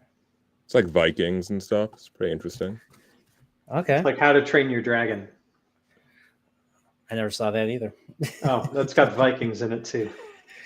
Yeah, I'm considering. I'm trying to figure out what I want to read next, and based on our conversation, Dan, I think I might go with. And that's one of the earliest books I downloaded on my Kindle was the Dragonbone Chair. I might attempt the Dragonbone Chair, Memory, Sorrow, and Thorn, all that. So yeah, but there's that, and there's so many other books. And I have to make up my mind all that. So, Stable, I think this is your first time on a Reportal stream, so welcome. I have to ask you, how I know you're much younger than both of us. So how did you find and how did you get into? How long have you been into Wheel of Time? You read the series, already. So. I want to say I got into the series probably around like 3 or 4 years ago. I think it was during COVID. I was looking for like a good like book series to read because I was bored out of my mind, and so. I mean, I've always been like a fantasy fan, so I think Wheel of Time kept popping up for me, and so I decided to. What was your gateway? What was your gateway into fantasy? I think it was The Hobbit. I think that was the first like fantasy book I read. Did you see the movies first, or did you read the book first? I saw the Lord of the Rings movies first. I think The Hobbit was the first like big fantasy book I read, though, and then Harry Potter, I think. Okay. I got into Harry Potter at the same time I got into Lord of the Rings. I was in high school. I think I was 15. My church really introduced me to both series. So I read Lord of the Rings first, and I'm not much. I was never much of a reader in grade school and high school, so it was a big learning curve for me, just like understanding words, and this was before this is before I had a Kindle and I could just highlight the word and I get the dictionary pops up right away, which is so convenient for me because I forget definitions all the time, but I had to have a dictionary next to me if I wanted to understand every word. So that's why I didn't really get into reading when I was younger. But for me, it was The Legend of Zelda that got me into fantasy in the first place. And then the excitement for the Lord of the Rings films came up, and then I started reading The Hobbit and The Lord of the Rings, and then I read Sword of Shannara, and then I got into that type of fantasy. Yeah. And then Song of Ice, and then years later, read Song of Ice and Fire, Game of Thrones, and because Game of Thrones was out, and then I found Wheel of Time because of us. I actually found Wheel of Time. I read Eye of the World years before I met you guys. Oh, fuck you! No, you didn't. I did. Yeah, I did. Yeah, I remember this. All right. Yeah, I read in 2016. I read the first book, and actually I liked a lot of it, but I didn't like it as much as Song of Ice and Fire. And then I read something else, and then I forgot what happened in Eye of the World, and so I didn't bother reading The Great Hunt. I read like the first prologue and the first chapter, and that was it. So, but I don't know. I met these guys, and then started. It was like halfway through the series now by like word count. Yeah, that's true. I mean, that's true. Sort of. 4, 5, and 6 are the longest, aren't they? Yeah, I think Lord of Chaos is the longest, like in terms of word count. Yeah, like it's 4.5 million words, kind of total. Yeah, look how small the text is. Yeah, I know. I always thought The Shadow Rising was the longest, but oh well. So is this your favorite book, Staple Ball? Is Lord of Chaos your favorite book, or is it just your favorite? No, Knife of Dreams is my favorite book in the series. Son of a bitch. That's no one's favorite book. You don't like Knife of Dreams, Dane? So okay, I got to put this in context. Knife of Dreams, from like reading book 6 like the second time through, and then getting like all the internet rumors about the Tamandred theory, especially. I read book 9 wanting an answer to Tamandred. I read book 10 wanting an answer to Tamandred. I read book 11. I got the answer to Tamandred, and I didn't like it. But more to the point, book 11 came out with the promise that there would only be a book 12. That basically book 11 is the penultimate book. There's going to be one more book to wrap everything up. And I just looked at it as like it had a pretty good roller coaster ending. Like a lot of fun stuff is happening, and you could kind of feel, oh well, at least like the slow parts of the previous books are over. But there was no. Is it something way. I would like? Is it something I would like, Dane? You would love. Yeah. If your expectation is one more book after this, you're not going to like it because you'll finish Knife of Dreams and be like, "There's no way this all gets wrapped up in one more book." And if you were really beholden to the Tamandred theory, which you've already been disabused of because of said spoilers, whatnot. Again, with those two things out of the window, and you can view Knife of Dreams kind of in its own context, it's fantastic. The reading experience when it came out, I didn't like it for, I think, these explicit reasons. It's a great book now, but it's not the best in the series. That's Lord of Chaos. Lord of Chaos has the best ending. I'll give you that. I will say I think the second half of Lord of Chaos especially is probably like the best like chunk of a Wheel of Time book. Like it's better than the stuff in Knife of Dreams, I think. What was your favorite? I mean, obviously, so where would the second half of the book start for you? Would it be the whole Egwene becoming Amerland storyline? I can't remember the exact point. I think it's when like the interactions between Rand and the Aes Sedai really start to like kind of like the build up to him getting kidnapped, and then eventually Demise Wells really starts happening more like heavily. I think it's what we covered already here, Nerdportal. It was the Mirror of Mist chapter. Yeah, that. That's where it started. That's where it started for me too. Like So you had the I hope you picked up on this, but essentially Padden Fane had these White Cloak agents that were in and around Camelin. You told me about what- that. I wasn't. yeah, I wasn't. Was the there? minor- Was there a hint He to it? corrupted them, but he dressed what- them up like Aiel, and they pretended to attack one of the Aes Sedai, and they like tried to basically pit Rand versus the Aes Sedai by pretending to be like Aiel type agents. But they were clearly not Aiel by what they said, but the Aes Sedai were too thick to basically reason through this. But that's what precipitated them coming to the inner city of Camelin in greater number than Rand specified, trying to impress him with the Mirror of the Mists, which Lewis Theron in Rand's head could only laugh at, because it's like, this is the easiest fucking weave, the most childish thing. Yeah. He remembers. It's like, they're really trying to impress me with this? What the fuck is wrong with them? And then he basically disabuses them right away. I can't remember. Being like, Yeah. Is Lord of Chaos the first book where Luz Theron starts speaking, or is that book 5? No, it's Fires of Heaven. Yeah, that's what I thought. There's, I can't remember there's which snippets, but it's the first times you really get dialogue, and Rand knows where it's coming from. And the first time they talk to each other is when Rand is in the box. I right? was 'Cause he hoping tries to shut him out I said throughout this, much of the book, and then he begs Lewis Theron to come back when he's in the box. yeah. I was really hoping that the Luz Theron thing would pay off in the fight with Robin. Like we'd find out something about Robin or something Robin did that would just send Rand send Luz Theron over the edge. Oh, I screwed Elena before you did, or something like that. She was one of my pretties that would have been initially. cheap. It would have That been would've cheap, but it would have been. I would have been. pumped.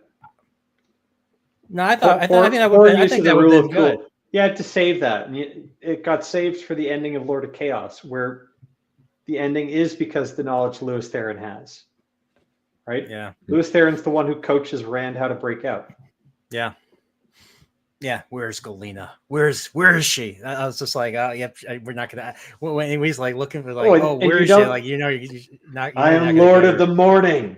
I am. He's just basically Yes. full arrogant, blown out of the chest. Like chest explodes, gets up, and he's just like, all right, I'm gonna fucking wreck. So, but honestly, going back, like the best moments in the book for me, the best character in this book is Mazrim Time by far. Like his introduction in the first 3 chapters. Well, actually, it was actually chapter 2, but I loved the build up to that. Even the beginning of like the first chapter ends with, oh, Mazrim Time's coming, and then it takes a couple pages for Mazrim Time to finally show up, and it's just the build up and the payoff, and just in that second chapter alone was just awesome. And it got me. It was so good that I was listening intently in the audiobook when I listened to it. I listened to it before I read it. So His escorts all got swords drawn on him, and if he like strays but a little, they would cut him. Mm-hmm. But he acts like they're not even there. Yep. And then there's just tension with this whenever this guy comes in the room, and I kind of missed that. I want more of that in the Wheel of Time, because I'm not getting that from the Forsaken. I'm not getting that from. I mean, what's funny is the big stuff that happened in this book was done by Aes Sedai. Rand was at his lowest because of the Aes Sedai, not because of the Forsaken, not because of the Shadow, but because of the Aes Sedai. Yeah, or the Black. I mean, Black Aja, but that were behind it, but. It was really the Aes Sedai that got him at his lowest point. Yeah. Well, that's what I was saying earlier. Is all the books prior to now, like they climaxed all on a Forsaken fight, right? Yeah. Sometimes he was like the it should have been. I think it should have been the Forsaken or the Shadow, or maybe that would be the ones to bring him to heal, to the point where you're like, how is he going to get out of this? Basically. Yeah. This is the one that differs. So. The ending is different because he doesn't knock a Forsaken off of his to kill list, right? So if he's Billy Madison with the people I need to kill before I can fight the Dark One, kind of thing, he doesn't get to cross someone out with a red marker. Yeah. At the end of this one, which to me, when I initially read it, it was a disappointment precisely because I built up that expectation in my head, right? So if a book is promised progress, payoff, I felt I had been tacitly promised every one of these books is going to end in a Forsaken fight. And then when it didn't, I didn't feel the payoff. Moving back in the wider context, I like this book precisely because it didn't give me what I was expecting. I know about Crown of Swords because, like I said, I kind of not all the books end with a Forsaken fight, but a lot of them going forward still do. But I mean, the other thing that I will say about it's not that Rand runs through all 13 Forsaken, kills them all, and then fights the Dark One. There are still Forsaken around by the last battle. So that's the other thing to basically keep in one's head, or because that's just logical. It's not a fucking video game or anime where you have to beat all the other sub bosses in succession in order to get to the final boss. But that was my teenage expectation when initially reading the series. Mm-hmm. Okay, so that it's going to be 14 books long because Rand has got to fight all these Forsaken, 13 of them, and then he's got to fight the Dark One at the end. That sounds about right. But it's not how it happens. So anyway, but just saying, you have now been disabused of said notion. Don't expect a Forsaken fight in every book. Yeah, no, I'm actually kind of happy. I actually thought this was refreshing. If anything, this book also pissed me off because some of the Forsaken came fucking back. Right? In the prologue, it's like, if you haven't clued in yet who Osengar and Arengar were, it's Balthamel and Agenor. Yeah. But then I can do the math being like, oh shit. So the only one the Dark One has said is dead for good is Ravine because he was killed with Balefire. And thankfully Belal's dead because he was killed with Balefire. Lanfear, don't know what happened to her. Maybe she comes back. The Shamiel, also not killed with Balefire. Maybe he comes back. And if Rand kills anybody else, any other Forsaken, without Balefire going forward, fuck it, they're coming back. Mm-hmm. One thing I did notice, I was listening to the prologue, and Kramer speaks as time a certain way, and I was listening to him as Demandred, and his voice as Demandred is totally different from how he voiced time. So maybe I don't know how early those books were recorded. Maybe they were recorded way after the fact or something. And Kramer and Redding got zero input from Robert Jordan. If anything, did they even meet Robert Jordan, or was he already no? Because he would have coached them how to say certain names earlier on, and you notice it if you're reading through how, for instance, the name of Moghedien changed from Moghedien in book 4 to more and more to Moghedien in books 5 and 6. And that's because Robert Jordan probably told them a note. It's like, look, go to the fucking glossary at the back and sound out the word, what I've written down here, because that's how it should be said. Yeah. So that was his gripe, I think, with the audiobooks, but he got far more involved with the new spring comic book, which is still a fucking gem.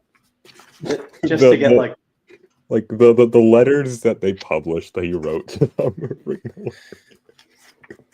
Actually, there should be 7 of them, not 4, and they should have this, and that, and they shouldn't be bare-chested because they're up in the Borderlands.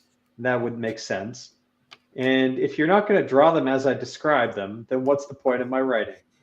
So I got a question for Staplebow. So Matt's guy, I say Nailshawn, and Dane says Nalesian. How you pronounce it?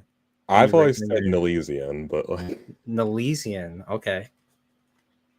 It's like closer to how Dane pronounces it. I mean, it's probably in the glossary somewhere, right? It's not. I have the glossary open right now. I was looking to see if there's a proper way to do it. Oh God! Well, maybe you're in the wrong book. I mean, if you have Sean Chan, if you have SCAN, I just assume nail Sean or something. What I'm saying, maybe you got to look into A Crown of Swords. Could it be in like the big white book or? No, I'm getting my copy of that back actually. But where is Nalessian? No, well, not by first name. What's his last name? It's something with an A, isn't it? I'll look it up. I don't even see Telmanis on here either. So it's Nalesian Aldiaya. Yeah, he's not even in. So the book he features most prominently in is A Crown of Swords. He's not even in the glossary there. So I don't think there's a pronunciation guide for Nalessian. Yeah, I don't see one on the wiki. So does he stand out in this Ebadar storyline? At the end, he does. No spoilers. Yeah. No, it's pretty MacGruber. MacGruber. Okay. You'll get it when you get there. All right. Is there anything is there anything we haven't talked about yet? So we talked about the Aes Sedai already.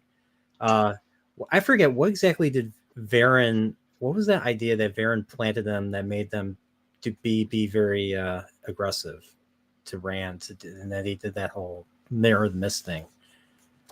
I'm trying to remember. I don't think that was. It wasn't Varen. It was like didn't like an Aiel attack an Aes Sedai or something like that? No, it was a white cloak corrupted by Padden Fane, dressed as an Aiel. Yeah. In the most obvious kind of subterfuge ever. But yeah, one of the weakest Aes Sedai of the embassy to Caemlyn got attacked in the street, and the only thing that she could relay, kind of as she lay dying, although she wasn't mortally wounded, was that someone said the Dragon Reborn, tells you to stay away or whatnot.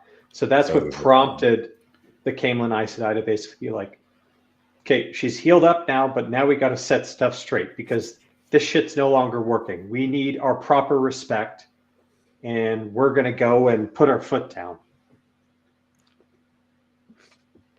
Interesting. And that's what they do, and it backfired. But ultimately, you could see it's Padden Fane trying to manipulate antagonism between the Aes Sedai and Rand. Less so, the other thing is at this point in the story, the Aes Sedai more opposed to Rand, or what he perceives as the bigger danger, are the Caemlyn Aes Sedai, not the Kyrian ones, and that's why he flees from Caemlyn to Kyrian. Yeah. But as everything with Min's viewings, you can't avoid them. In fact, your decision to try and avoid a fate that's been ordained, Aes Sedai are going to hurt you. You try and stay away from that, you're extra cautious. You're just going to step into exactly what starts it. So you have the Cassandra metaphor with Min even more here.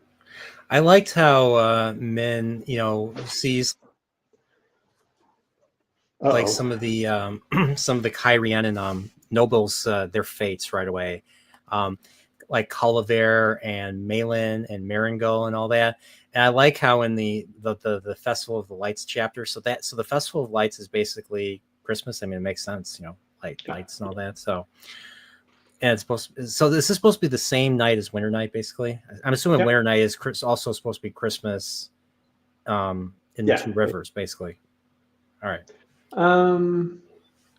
Or no, is Winter Night the night before Beltane? Yeah. So Beltane is Beltane's a spring festival. It's mid-April or whatever. Winter Night comes before it, but this is the start of the calendar new year. Yeah. So when stuff is being dated, if the Festival of Lights, if that's at the end, that's the end of the year. So it's like a New Year's party. Yeah. But the other thing to note, there's basically 13 months in Wheel of Time calendar. So apparently, so they're also able to deduce that Rand is not there because Colivare starts making her political moves and all that. She has she has Malin stabbed, she has Marinville poisoned.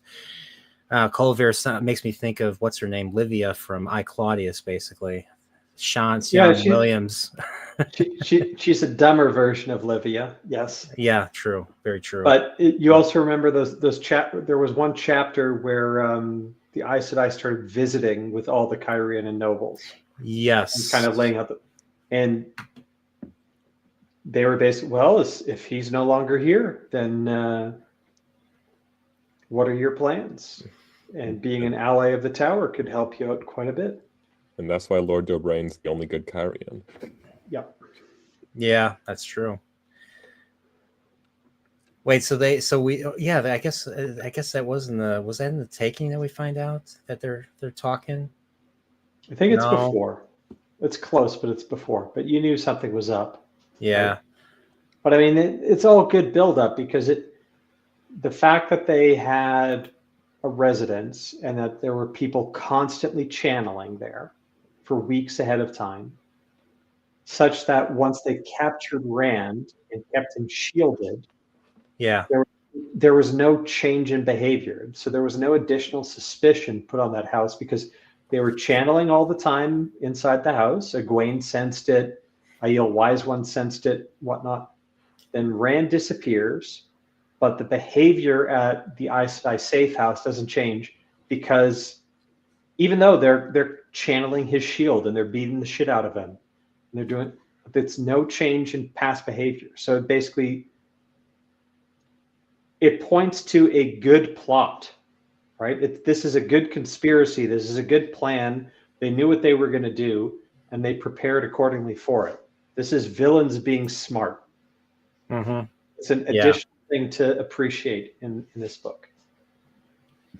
I agree. I'm trying to remember if there's anything else we didn't cover. Herod fell? Oh, yeah, Herod fell. Do you want to end on Herod fell, the way he got ended by this ending?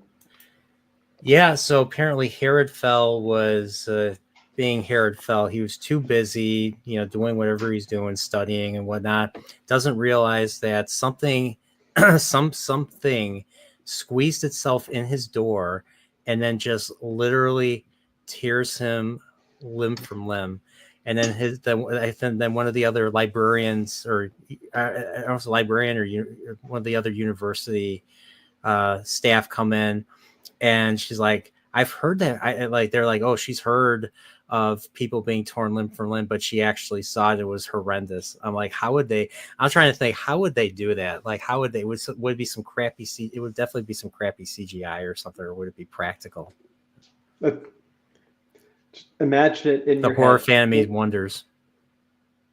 Oh, but why? Why? So I think you've already guessed, I think, in our chat correctly what it is that killed him.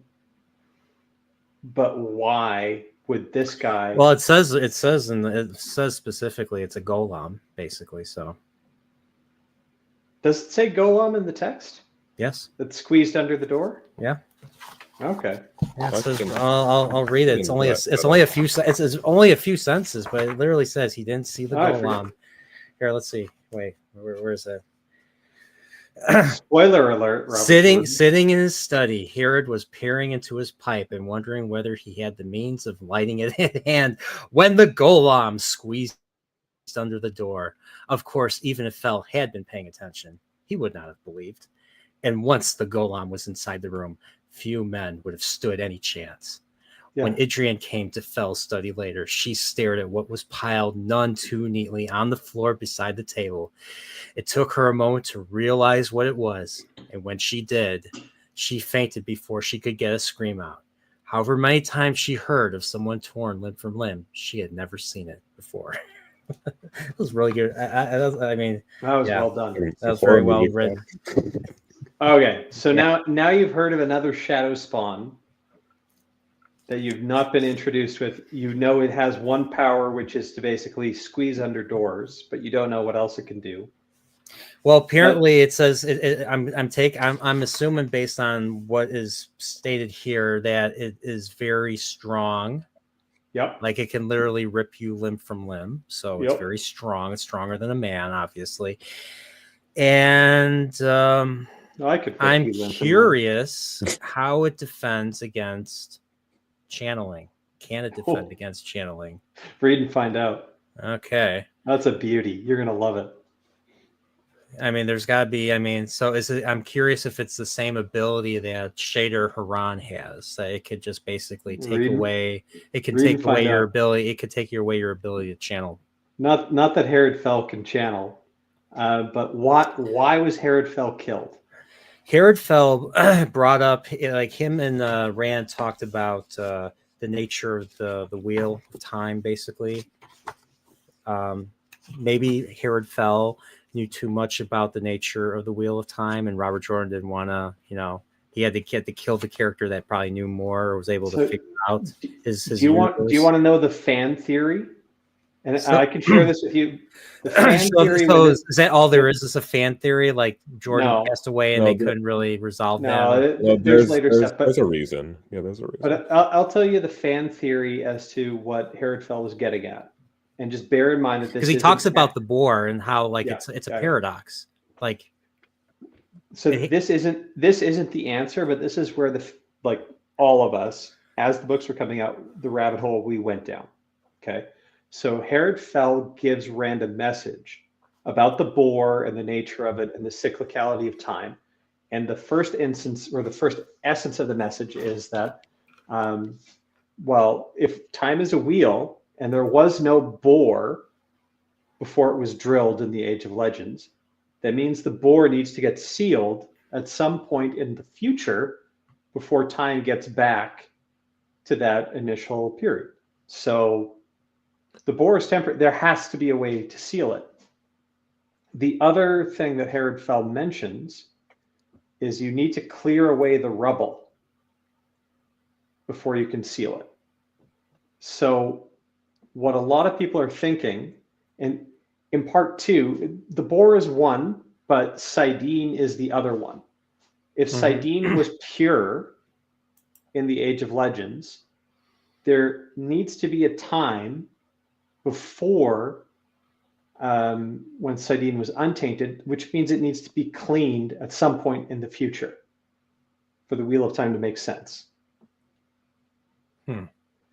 These two things overlapped in a lot of readers' heads, and they immediately thought the two might be tied to one or the other. And the line about clearing away the rubble before you can build again led a lot of people to believe that the taint and the bore itself were tied to the seals. So the only way to cleanse the taint, the only way to fix the bore is to break all the seals. That's what people were thinking. It was a fun fan theory, didn't turn out right. Read and find out. Break the seals doesn't release the Dark One, basically. Yeah. But that's precisely the kind of anticipation or the kind of thing that the readership would have loved. It's okay, we got to do something, but it's a fucking terrible option. Break the seals, release the Dark One in the world, up the stakes. Is he going to break free entirely? Is he going to magnify the power of the shadow? Just when you think you're winning, but we need to go here because now I've got this tower full of Ashaman who are going insane. We gotta cure this badness fast. So we talked about this. And I was asking, based on what we know and what everybody seems to know in this world, maybe I'm just talking Aes Sedai, but it seems like they're wrong about everything. Yeah. I'm wondering if time is actually cyclical or if that's just what they believe it is. Well, remember the Heroes of the Horn Earth thing. That's the one thing that, time is. That's the one thing is it actually cyclical? I mean, we do know the pattern exists, and we do know the flip side. He never basically brings the story full circle. He's just telling you kind of one wedge in it.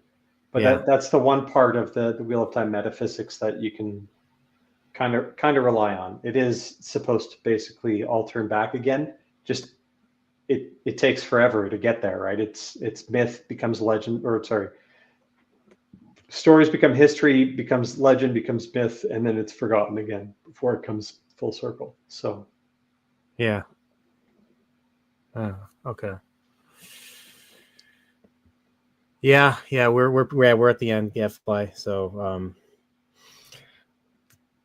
is there anything else? Oh yeah, so yeah, Mageddon. We already talked about Mageddon getting released and all that. We already talked about that. And, I guess you talked about Shadow Killer and Herod Fell, and we talked about Lord Dobrain. We talked about Chell Vannon and Matt being upset that. Oh, the one thing we haven't talked about is how Elaine and the other Aes Sedai are basically testing Matt and his ter'angreal that protects him from the one power. Yeah, that was weird. I thought that was hilarious. Because again, it goes back to that Aes Sedai arrogance, which is a central theme throughout this whole book, and it's why the finale is so great, because it's like it's their comeuppance, where it's just like not putting up with your shit anymore, get on your fucking knees. But the Matt thing, where it's just like, that's actually ours, you know, and Matt's just like, what? Yeah, I got fucking hanged for this. Yeah, like I went to the realm of that fucking Eilfin, and I asked for, and I paid for it with this fucking hanging scar, and you want it because you think all ter'angreal are your property?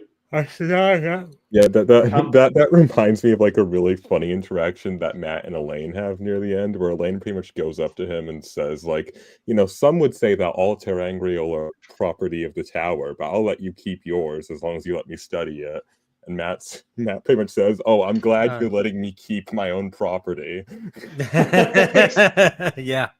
Thank you. How considerate of you for letting me keep what is mine. Yeah. But more to the point, it's just like, you do realize with this on me, you can't do anything to me, right? She can't. Besides annoy him and bug him, and they could still throw shit at him with the power. But that's what they're testing out, which is what makes the fucking chapter so great. Where it's just like, okay, they basically try and do a whole bunch of mean shit to him, and the weeds dissipate on him, and he doesn't realize. All he realizes his medallion's going cold, and then finally stuff starts smacking him in the back of the head. So they realize it's like, well, I can't hit him with a flick of air of the one power, but I can use the air to pick up this rock and hurl the rock at his head. That works. It's like they're just continually poking him, and stop. But they don't see it that way, which is what's so fucking great about all of this. It's just like, this is how you get character conflict, right? Yeah, they see Matt. It's borderline. It's almost sexual harassment. You know, Matt's being sexually harassed right now. So.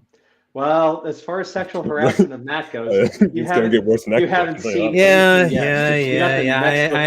I've heard about that. I have a feeling Brian might actually really enjoy A Crown of Swords. The Matt chapters are really good in Crown of Swords. That's why. So couple. I listened to a little bit of the epilogue of Crown of Swords, and it starts with, you know, Elaida. So I'm guessing Elaida is the point of interest. What's going on in the world? Well, we'll find out through Elaida. And oh my gosh, like I've heard chapters equivalent with Tywin Lannister and Song of Ice and Fire, and I really enjoyed those. But when I have to listen to Elaida and they're talking about what's going on in the world with her, I'm just like, oh God, I can't stand her. She's so boring. Get rid of her. Kill the story. Kill that storyline already, or have someone get rid of her. She gets her comeuppance, like Galena. You'll like what happens to her. Yeah, for Galena. Me, Elaida's entertaining just because she's such like a walking disaster. A lot of people or readers don't appreciate. she's a Democrat. Like she's literally a Democrat. Like she's just like the Forsaken. No, those freaking dragon. Those freaking people. They're misinformation sayers. You know, the Forsaken are not released. They're not this. It's just like, well, she's worse head in the because sand. she was also not in cahoots. She was close to Patton Fane. So Patton Fane, if you recall, made it to the White Tower and became like one of her advisors. Yeah. One that was close to Patton Fane for a while has been corrupted by that, evil as Shadow Logo, that suspicion, that dagger stuff. I was never a fan of that idea. But there's a strain in that in Elida's character. Like she's not just pure Democrat, she's also like drank the Kool-Aid on DEI. Yeah, there you go. But yeah, I don't know. I was actually thinking about our discussion. I was actually, instead of listening intently on the prologue with them talking about whatever, I was actually thinking about our conversations. So more. So I don't know. We'll see.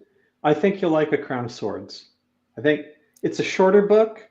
It has a satisfying ending. I don't know why a lot of people think like you get into the slog here, because all the stuff in Ebudar with Matt, I still adore that.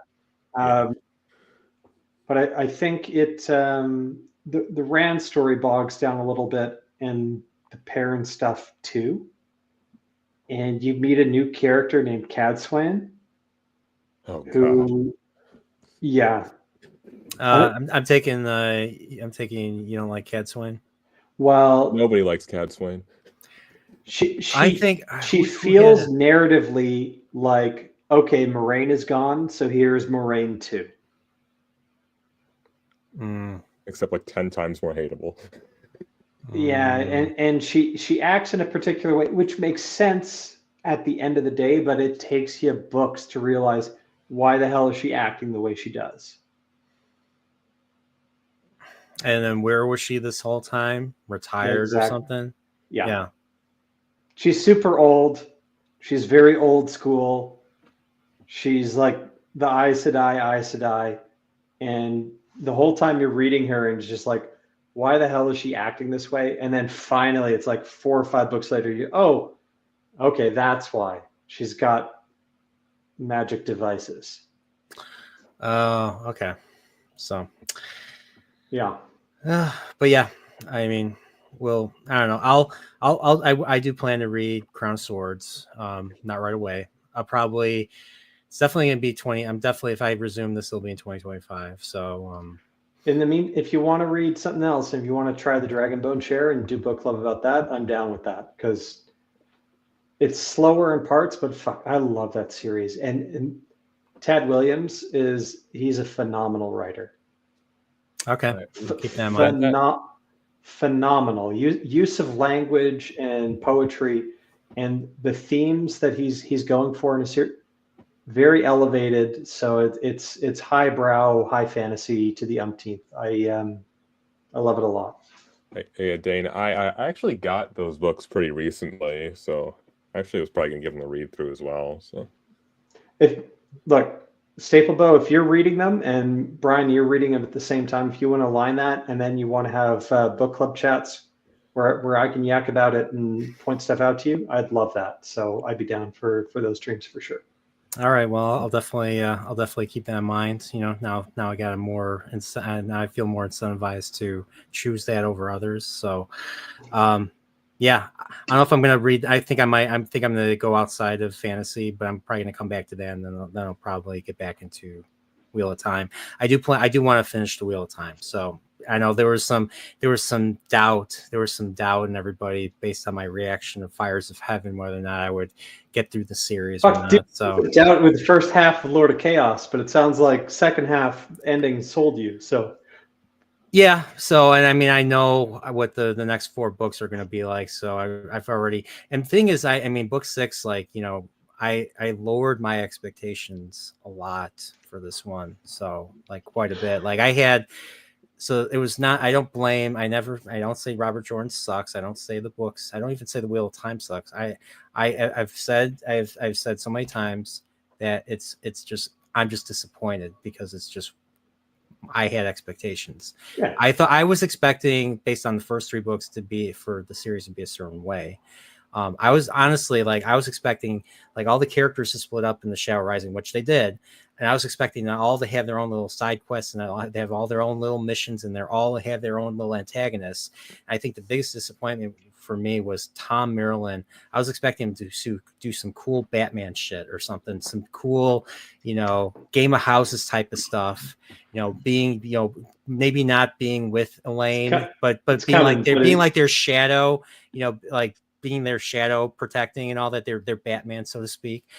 And what do we get? We get Elaine pulling his mustaches and getting drunk, and that turned me off a lot. Oh. And I was like, "Is this how the series is going to be?" Listen, the circus. And then Fires of Heaven came with the circus stuff. The only part of that storyline that I really Valen liked, Luca's the best character in the series. I don't know what you mean. He's got well-turned calves. Yeah. The best part of that storyline was when when she finds Big Brigida and the idea that Brigida they get ambushed by Maggedian. I thought that was probably the best part of their storyline that I actually really enjoyed. And then seeing Brigida mourn the fact that she is now she is out of alignment with her lover, with Gato Kane. Yeah. And I thought that was great. I thought that was great writing right there. I thought that was really I cared. And I was like, wow, there's a lot of good stuff in it. And like you said, Dane, you have to trudge through the boring shit in order to get to slow. It needs to be slow in order for the high moments to have its impact, right? I don't know if I fully agree with that. I mean, you could still have some good stuff building up to that higher stuff. But yeah, I mean, I get it, but it doesn't have to be boring. The issue with Wheel of Time is whether or not it takes so many words to relay said story. Yeah, because especially when it repeats it. I appreciate the repetition on the first couple of read-throughs. I mean, I actually am with you guys on that because I forget a lot of stuff too. There's a lot of stuff that I've forgotten too. That I just wish Robert Jordan did it in a way that just it wasn't just basically him, interrupting the story for him to explain what's going on instead of just using dialogue like probably like Martin and other other writers do. We can leave it here for those watching on the stream, and we can chat in the green room after the fact. But I think 2 hours. You like it enough to keep going. It might take you till next year to go up on a Crown of Swords. It's been 2 years since I started with Eye of the World. It's been 2 years since I started Eye of the World. Right after we did, House of the Dragon season 1. I recruited. I had a good relationship with Steve. We started doing TV reviews. Look, he was the only person I did. Yeah. The Crown of Swords is probably the best Matt book, except maybe Knife of Dreams.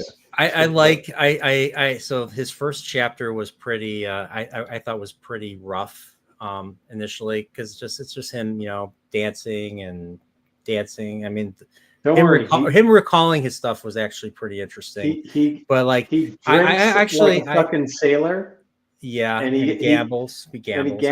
And he's trying to have fun, and then he runs into other stuff and like that. All the shit around that is just great. And the whole thing, the whole Oliver thing, I like too. I liked how he met Oliver and how Oliver came to be his scout now, so to speak. Oliver is also great in A Crown of Swords. You talk to me. You talk to me. Don't pretend I'm not there. Things are hilarious in Crown of Swords. I forget. Doesn't Oliver come with them to Abu Dar or no? Mm-hmm. Yeah. Oh, he does. Yeah. Okay. Yeah, he's there too. All right, and I know, I think the last thing we see of Oliver doing is he's trying to murder Avienda because she's ideal. Yep. Yeah, and then Avienda's like, she just takes the blade away from him. She's like, oh, I didn't murder his parents. Besides, they were tree killers. What do I care about what he You're thinks? Tyriana. Look, holy fucking shit. Like, Least racist ideal. it's just like, yeah, the least racist I like how they Oh, call like- each other names. It's like you said, Democrats and Republicans. You're toxic. No, you're toxic. You're a tree killer. Well, you're a savage. You know. There's no end. Let me take that knife away from you. Why do I care? I didn't kill his parents. Moreover, he's a tree killer. Yeah, damn tree killers. Staple First Bull, off, are I you a didn't kill his parents. Second off, Sta- even if I did, it wouldn't matter. Staple Bull, are you a tree killer? Be honest. I think his voice is too deep. Well, I'm if you're thinking Kyrian and you're like, I'm tall for Kyrian. I'd be taller than a Kyrian. I'm Yeah, average height. I'm 5'8". Yeah, I don't think I'm a Kyrian because I'm 6'3". So You're 6. Oh, wow, dude. Oh, He's wow. 6'3" and 13. How tall are you playing? Like, are you in the NBA yet, or prospecting, or no. no? Okay, is 6'3" as tall as you're gonna? No, never mind. How tall are you, Dane? Yeah, I'm 6 feet tall. You're 6 feet. All right, so the tallest White Cloak is Pips. I met Pips. He's about the same height as Pips is like 6'3". Yeah, I met. Yeah, I meet him like, dude, why didn't you tell me you're 6'3"? I'm the short friend hanging out with you. So Exactly. So, No, yeah, but big my guy, brothers big guy. are. I've got younger brothers that are all taller than me, so it's just like I feel like not side thing. Marshall from How I Met Your Mother, played by what's his nuts. He's like super tall. He's like Jason 6 foot. Segel, or Yeah, he's like Jason 6'5" Segel, in real life. And then when they do the episode where he goes back home, is like I'm the runt of the litter, and then they're like all laughing at. They cast like a dad who's taller than him, a mom who's his height, and brothers that like top him by a foot. It's fucking brilliant. Minnesotans, Minnesotan Vikings is kind of what his background is in that show, but they found like 7 foot tall dudes to play his brothers. Wow, that's funny. I'm the runt of the litter. It's like what? Yeah, and this is one of the few stories where the main character is like taller than everybody else, because usually in these type of stories the hero is usually shorter than like the villains, because it makes the hero seem more vulnerable or something. Ran 6'6". Yeah, whole way through. Lewis Theron was taller than most men before it. Perrin's like the next tallest. I think he's like 6'4", 6'3". No, isn't Land like 6'5" though? I mean, well, he's not a main character. I think Land's like Land's like a total Perrin. badass. Yeah. They say And 6'5". He's 5'11". like he's of a height with Rand when in the Great Hunt when they're training. So And Matt's like 5. Matt's like me, 5'11". 5'11", 6 6 feet. feet. 6 Yeah. 6 feet. 5'11". Okay. Rounds up, right? Doesn't it? Yeah. Yes. I legitimately. So I'm the ser- same height as Tam Thor then. You know, I am legitimately I'm Two Rivers guy. 183 centimeters. There you go. So And I Yeah. play hockey. yeah, I'm not short, by the way. 5'8". Well, 5'8". I'm 5'8" barefoot. Like if I wear shoes, I can say I'm 5'9" and a half. Or if I put myself on a dating site, 5'10". You know, round it up. Get yourself something? some cowboy boots. Cowboy boots. Staplebo's got Yeah, no fucking problems. That's a bitch. That's a bitch. Staplebo goes on a dating site. It's like, well, 6'3", but if I'm being dating site, 6'6", and my voice is deeper than James Earl Jones. Exactly. Barry White, baby.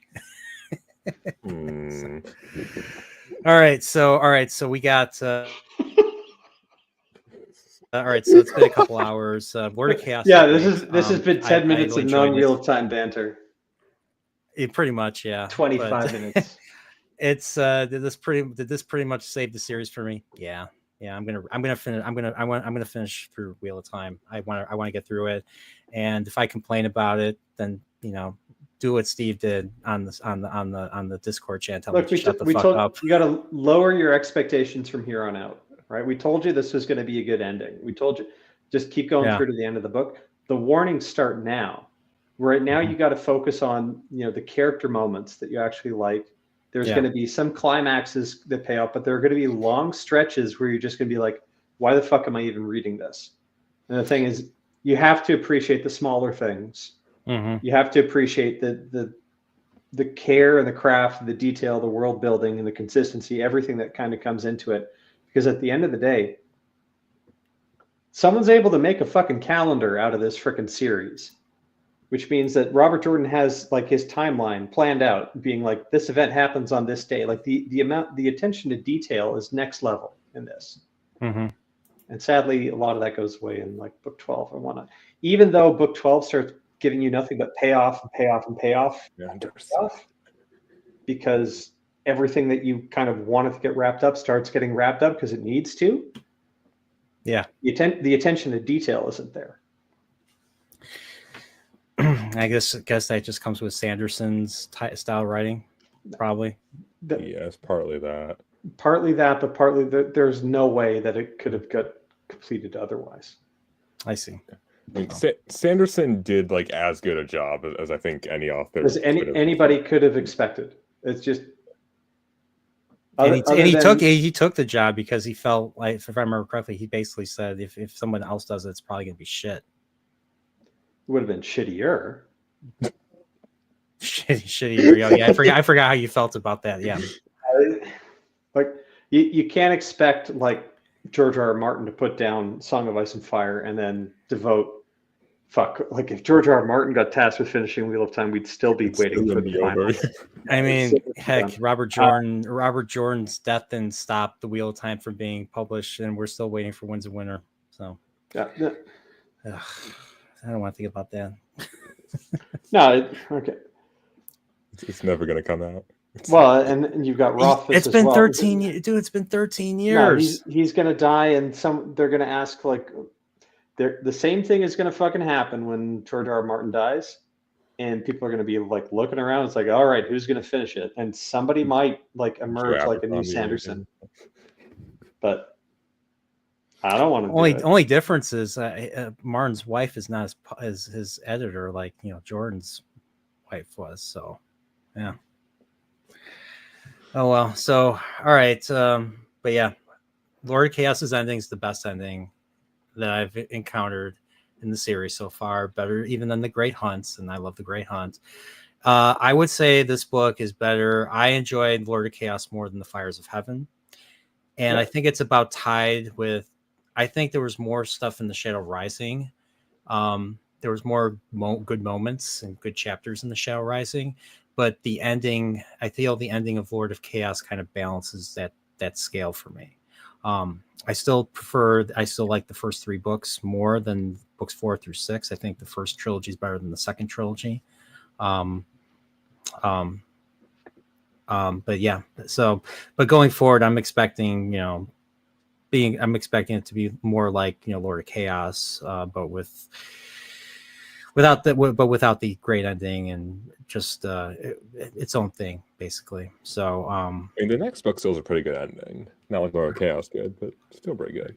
All right, keep that in mind. But temper your expectations.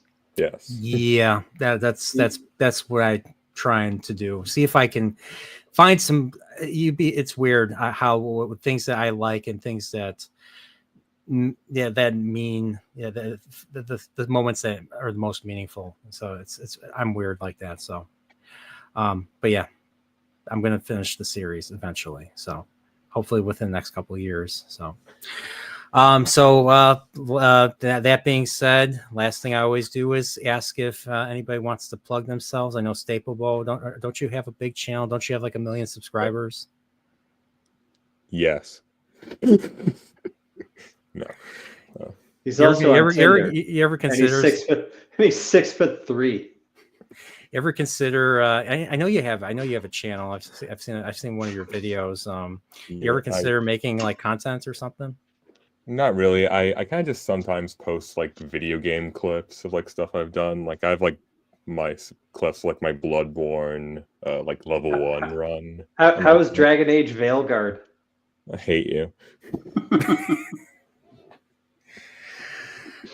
I never got around to playing Dragon Age. I owned the game for a long time. I bought it because it was BioWare, and Play Origins, I and then I played forget Mass anything Effect. after Origins exists. Just like it's like Mass Effect 2. Wait, there's the third one? No. Okay, you hate. Okay, all right. I liked Mass Effect 3 until the ending. The ending was terrible. So yeah. But yeah, I never got around to playing Dragon Age because I think Mass Effect 3 killed my interest or something. And plus, I wanted to play Oblivion, and I wanted to play Elder Scrolls Oblivion. So it was either that or Dragon Age. So I played Oblivion. I put a lot of time into it. And then I just forgot about Dragon Age. And then I got rid of it. Went to GameStop. I needed money. So I got rid of it. Bought another game. Well, don't worry. Game. You can get Veilguard for like $10 at GameStop now. Veil, I am even Nintendo stuff. I'm totally behind. I'm behind on everything. Video games have I've been spending most of my time either reading or culture, or watching the news or culture. I haven't even been making video content. I've been either doing the Chilporial or I've been doing this. So it sounds like you've corrected your life. Yeah. Well. Let's make sure. I think that's the problem. I think that's the problem with having too much now. Like everything is like at the tip of everything is just at the tip of a button now, and you can get it, and it just loses that appeal to me. I don't know what it is. Like I remember I used to hunt for episodes of Star Trek. I used to hunt for particular video games that were on systems that no longer were made and all that. And now it's just like everything is available just at the snap of a finger, and I just don't. There's too much stuff out there. I don't know what to do. So the reason why I decided to go with Wheel of Time is because I met you guys, and I wanted to. I did want to keep the relationship. And I loved having these conversations. I mean, the conversations are the highlight of, or the big reason why.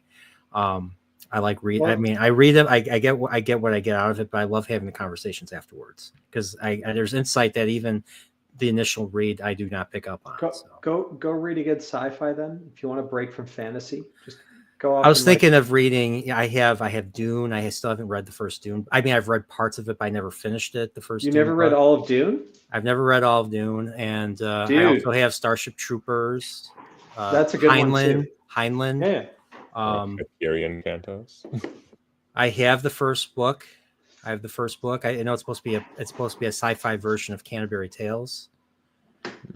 So is that that's all the Frank Herbert stuff, right? Books 1 through 6. First 3. Oh, it's the first 3. So how excited are you for Dune Messiah? That's Did you like the new Dune movies? I liked the first one. The second one, I think they intentionally shifted the attention away from Paul too much to Chani. Mm-hmm. I think it was to the detriment of the story. I'm interested to see where they go with Dune Messiah, if that's going to be their part 3, because Dune's a weird series in that there's 6 books that Herbert wrote, and there was a 7th that was in the works when he died. But a lot of people only read the first book because the second one turned a lot of people off because there was such a big shift away from Paul being the big winner and being the hero at the end of it to kind of morphing into this religious figure and creating a movement that basically went way out of control. But these copies are just absolutely beautiful. Yeah, that's such a good cover. What edition is that? It came out a couple of years ago. I think it's from Ace Publishing, but this box set is just I had a soft cover version that I think I got in the 2000s. It was black, and you just see a sand dune. Are you familiar with that one? That cover? I think I might have seen it before. Yeah, I've seen a lot of Dune covers, but yeah. And I think the original Dune cover looked very psychedelic. Oh, it could have. I mean, Dune's had a lot of covers. So. Yeah, true. I think the original cover had a psychedelic type of look. It came out in the 60s. And Tolkien was alive and he read it and he's like, this doesn't impress me. So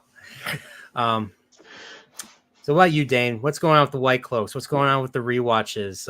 Well, Is Pips ever going to finish his editing? No. His editing job. I think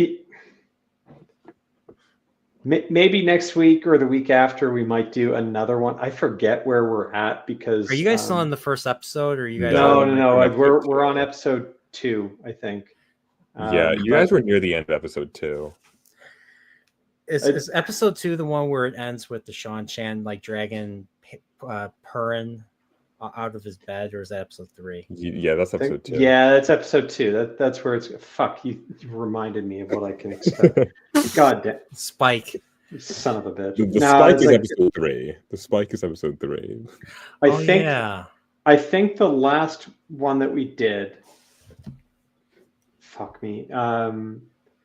I think you might have the end of episode 2. We opened up on Rand essentially being the male nurse and then beating the shit out of the other male nurse and murdering him in the street.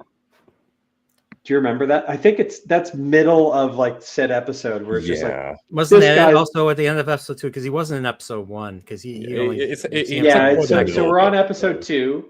But then the big, I think we're middle of episode 2. I think that's what we did because the beginning of episode 2. Rand meets the male bully nurse who teases his friend Errol, who taught him everything he knows about sword fighting. Midway through said episode, we get to this scene where it's like, okay, Rand is gonna like fight this male nurse in the street, murder him, and then take his place at the insane asylum so that he can get to the Logain level. And we just realized it's just like, okay, so this develops the plot, but how did he know that killing this male nurse would mean he gets the job? And so we theorized that this wasn't the first male nurse that he murdered. He's probably killed about 15 different male nurses, and now he's finally killed the right one in order to get to the Logain level. So at first he does succeed. Try again 15 times. There's probably a lot of dead bodies around the Foregate. That's the only thing that makes sense.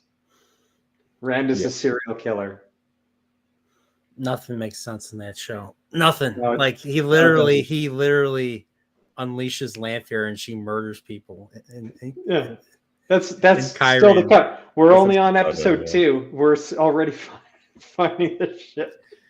No matter what happens, face it on your feet. And what happens? He's on his knees the entire season. We're still episode 2. So Moraine is talking to Varen about like what are they going to do? Who are the boys? The boy. Well, so are they going to? So if they get as far as Fires of Heaven, are they going to retcon and have someone else fall into or die instead of Moraine? They're not going to do though.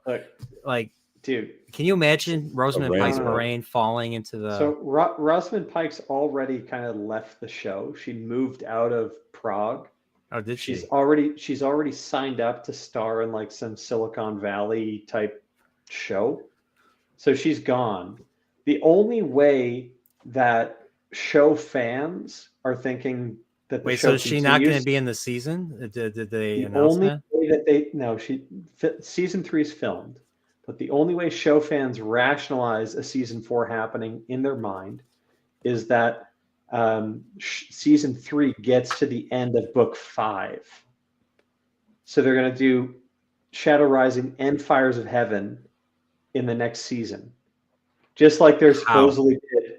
Well, they supposedly did 2 books in season 2, which they didn't. But they're just going to end season 3 with Moraine pushing Lanfear into a corridor or something. Who the fuck knows? And it's like, oh well, that's why she's not in the show anymore. Thank God. We're here now. And the show canceled, so we'll be happy. That would be a great. That would be a very great ending.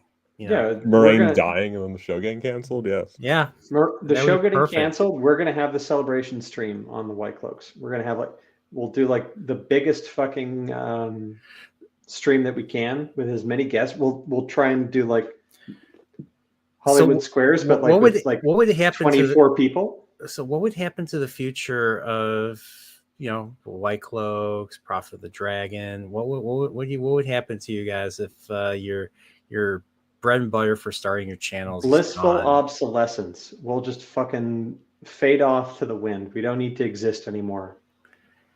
Don't need to do this. So ever the White again. Cloaks will be like the Beatles, get disbanded, basically.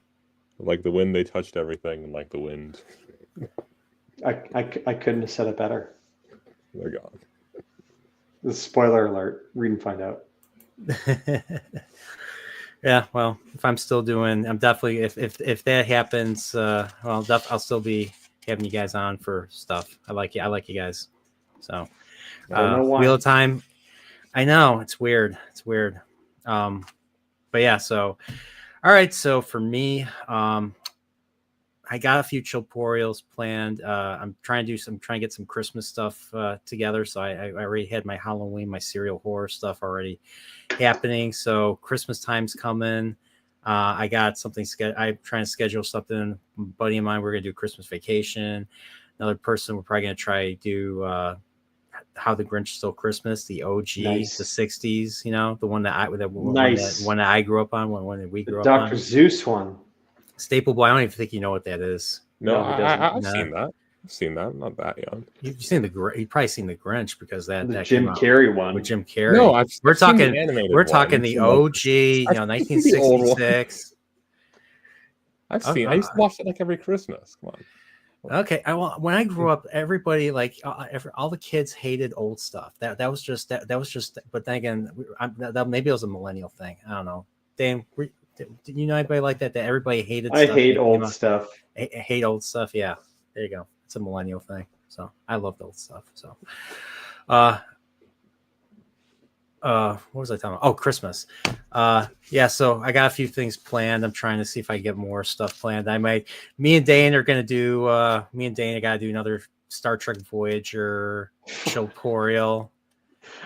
I gotta get to Scorpion. It's taken me for fucking ever to get through season 3 because people are like, "Hey, this is good episodes," but it's just like season 3 had some good ones. There was the shoot where Harry and Tom are hostage and they enter this no spoilers. jail through a shoot or something. Ugh. Staple Boy, you gonna watch Star Trek Voyager anytime soon? Maybe. I'm watching Monster right now, like the anime. The anime? Yeah. It's good, dude. Yeah, it's really good. I saw that about a decade ago when I was living in Central Illinois. That's actually I've been meaning to. That's supposed to be my next anime video, my next anime recommends video. So, yeah, I'm glad it's on Netflix. More people are able to see it.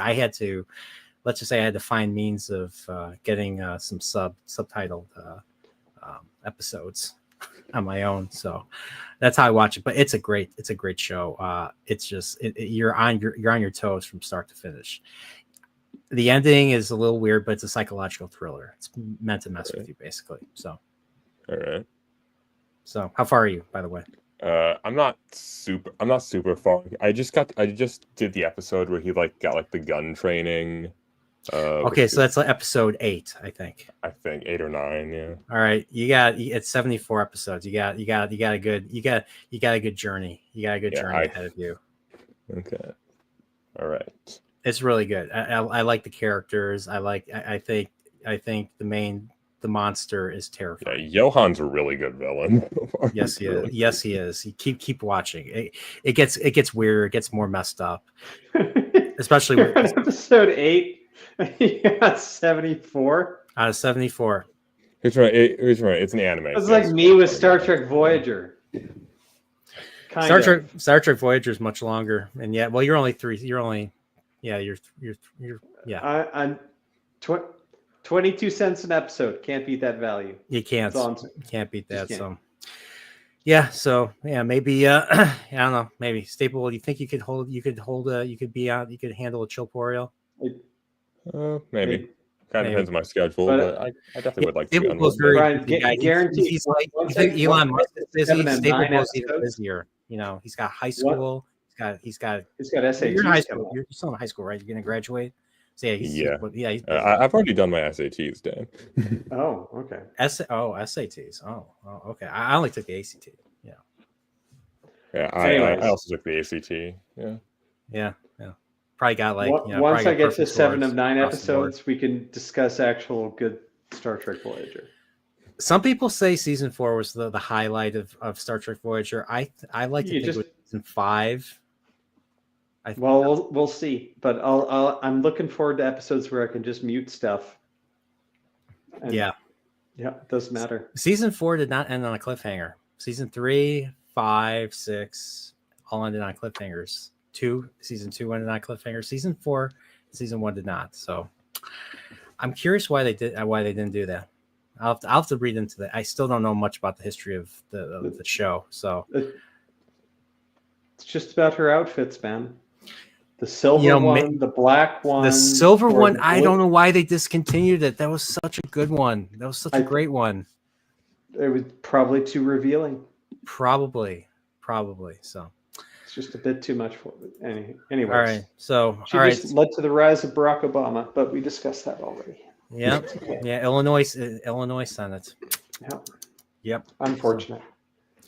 So, all right. So everybody, thanks for being here. Definitely check out part 1. Definitely check out all the previous book clubs. I've been doing this for 2 years now. So I think this one makes this episode 19. And watch it at 2 times speed. Yeah. No, 17. No, 17. 21. No, this is episode 23. It's episode 23. Jesus. And I've made previously ons for all of them. So they're all linked. Mm-hmm. They're all linked Star Trek style. So, all right. So let's check out the outro, the final outro for Lord of Chaos. And am I going to continue the series? Let's find out. I already said.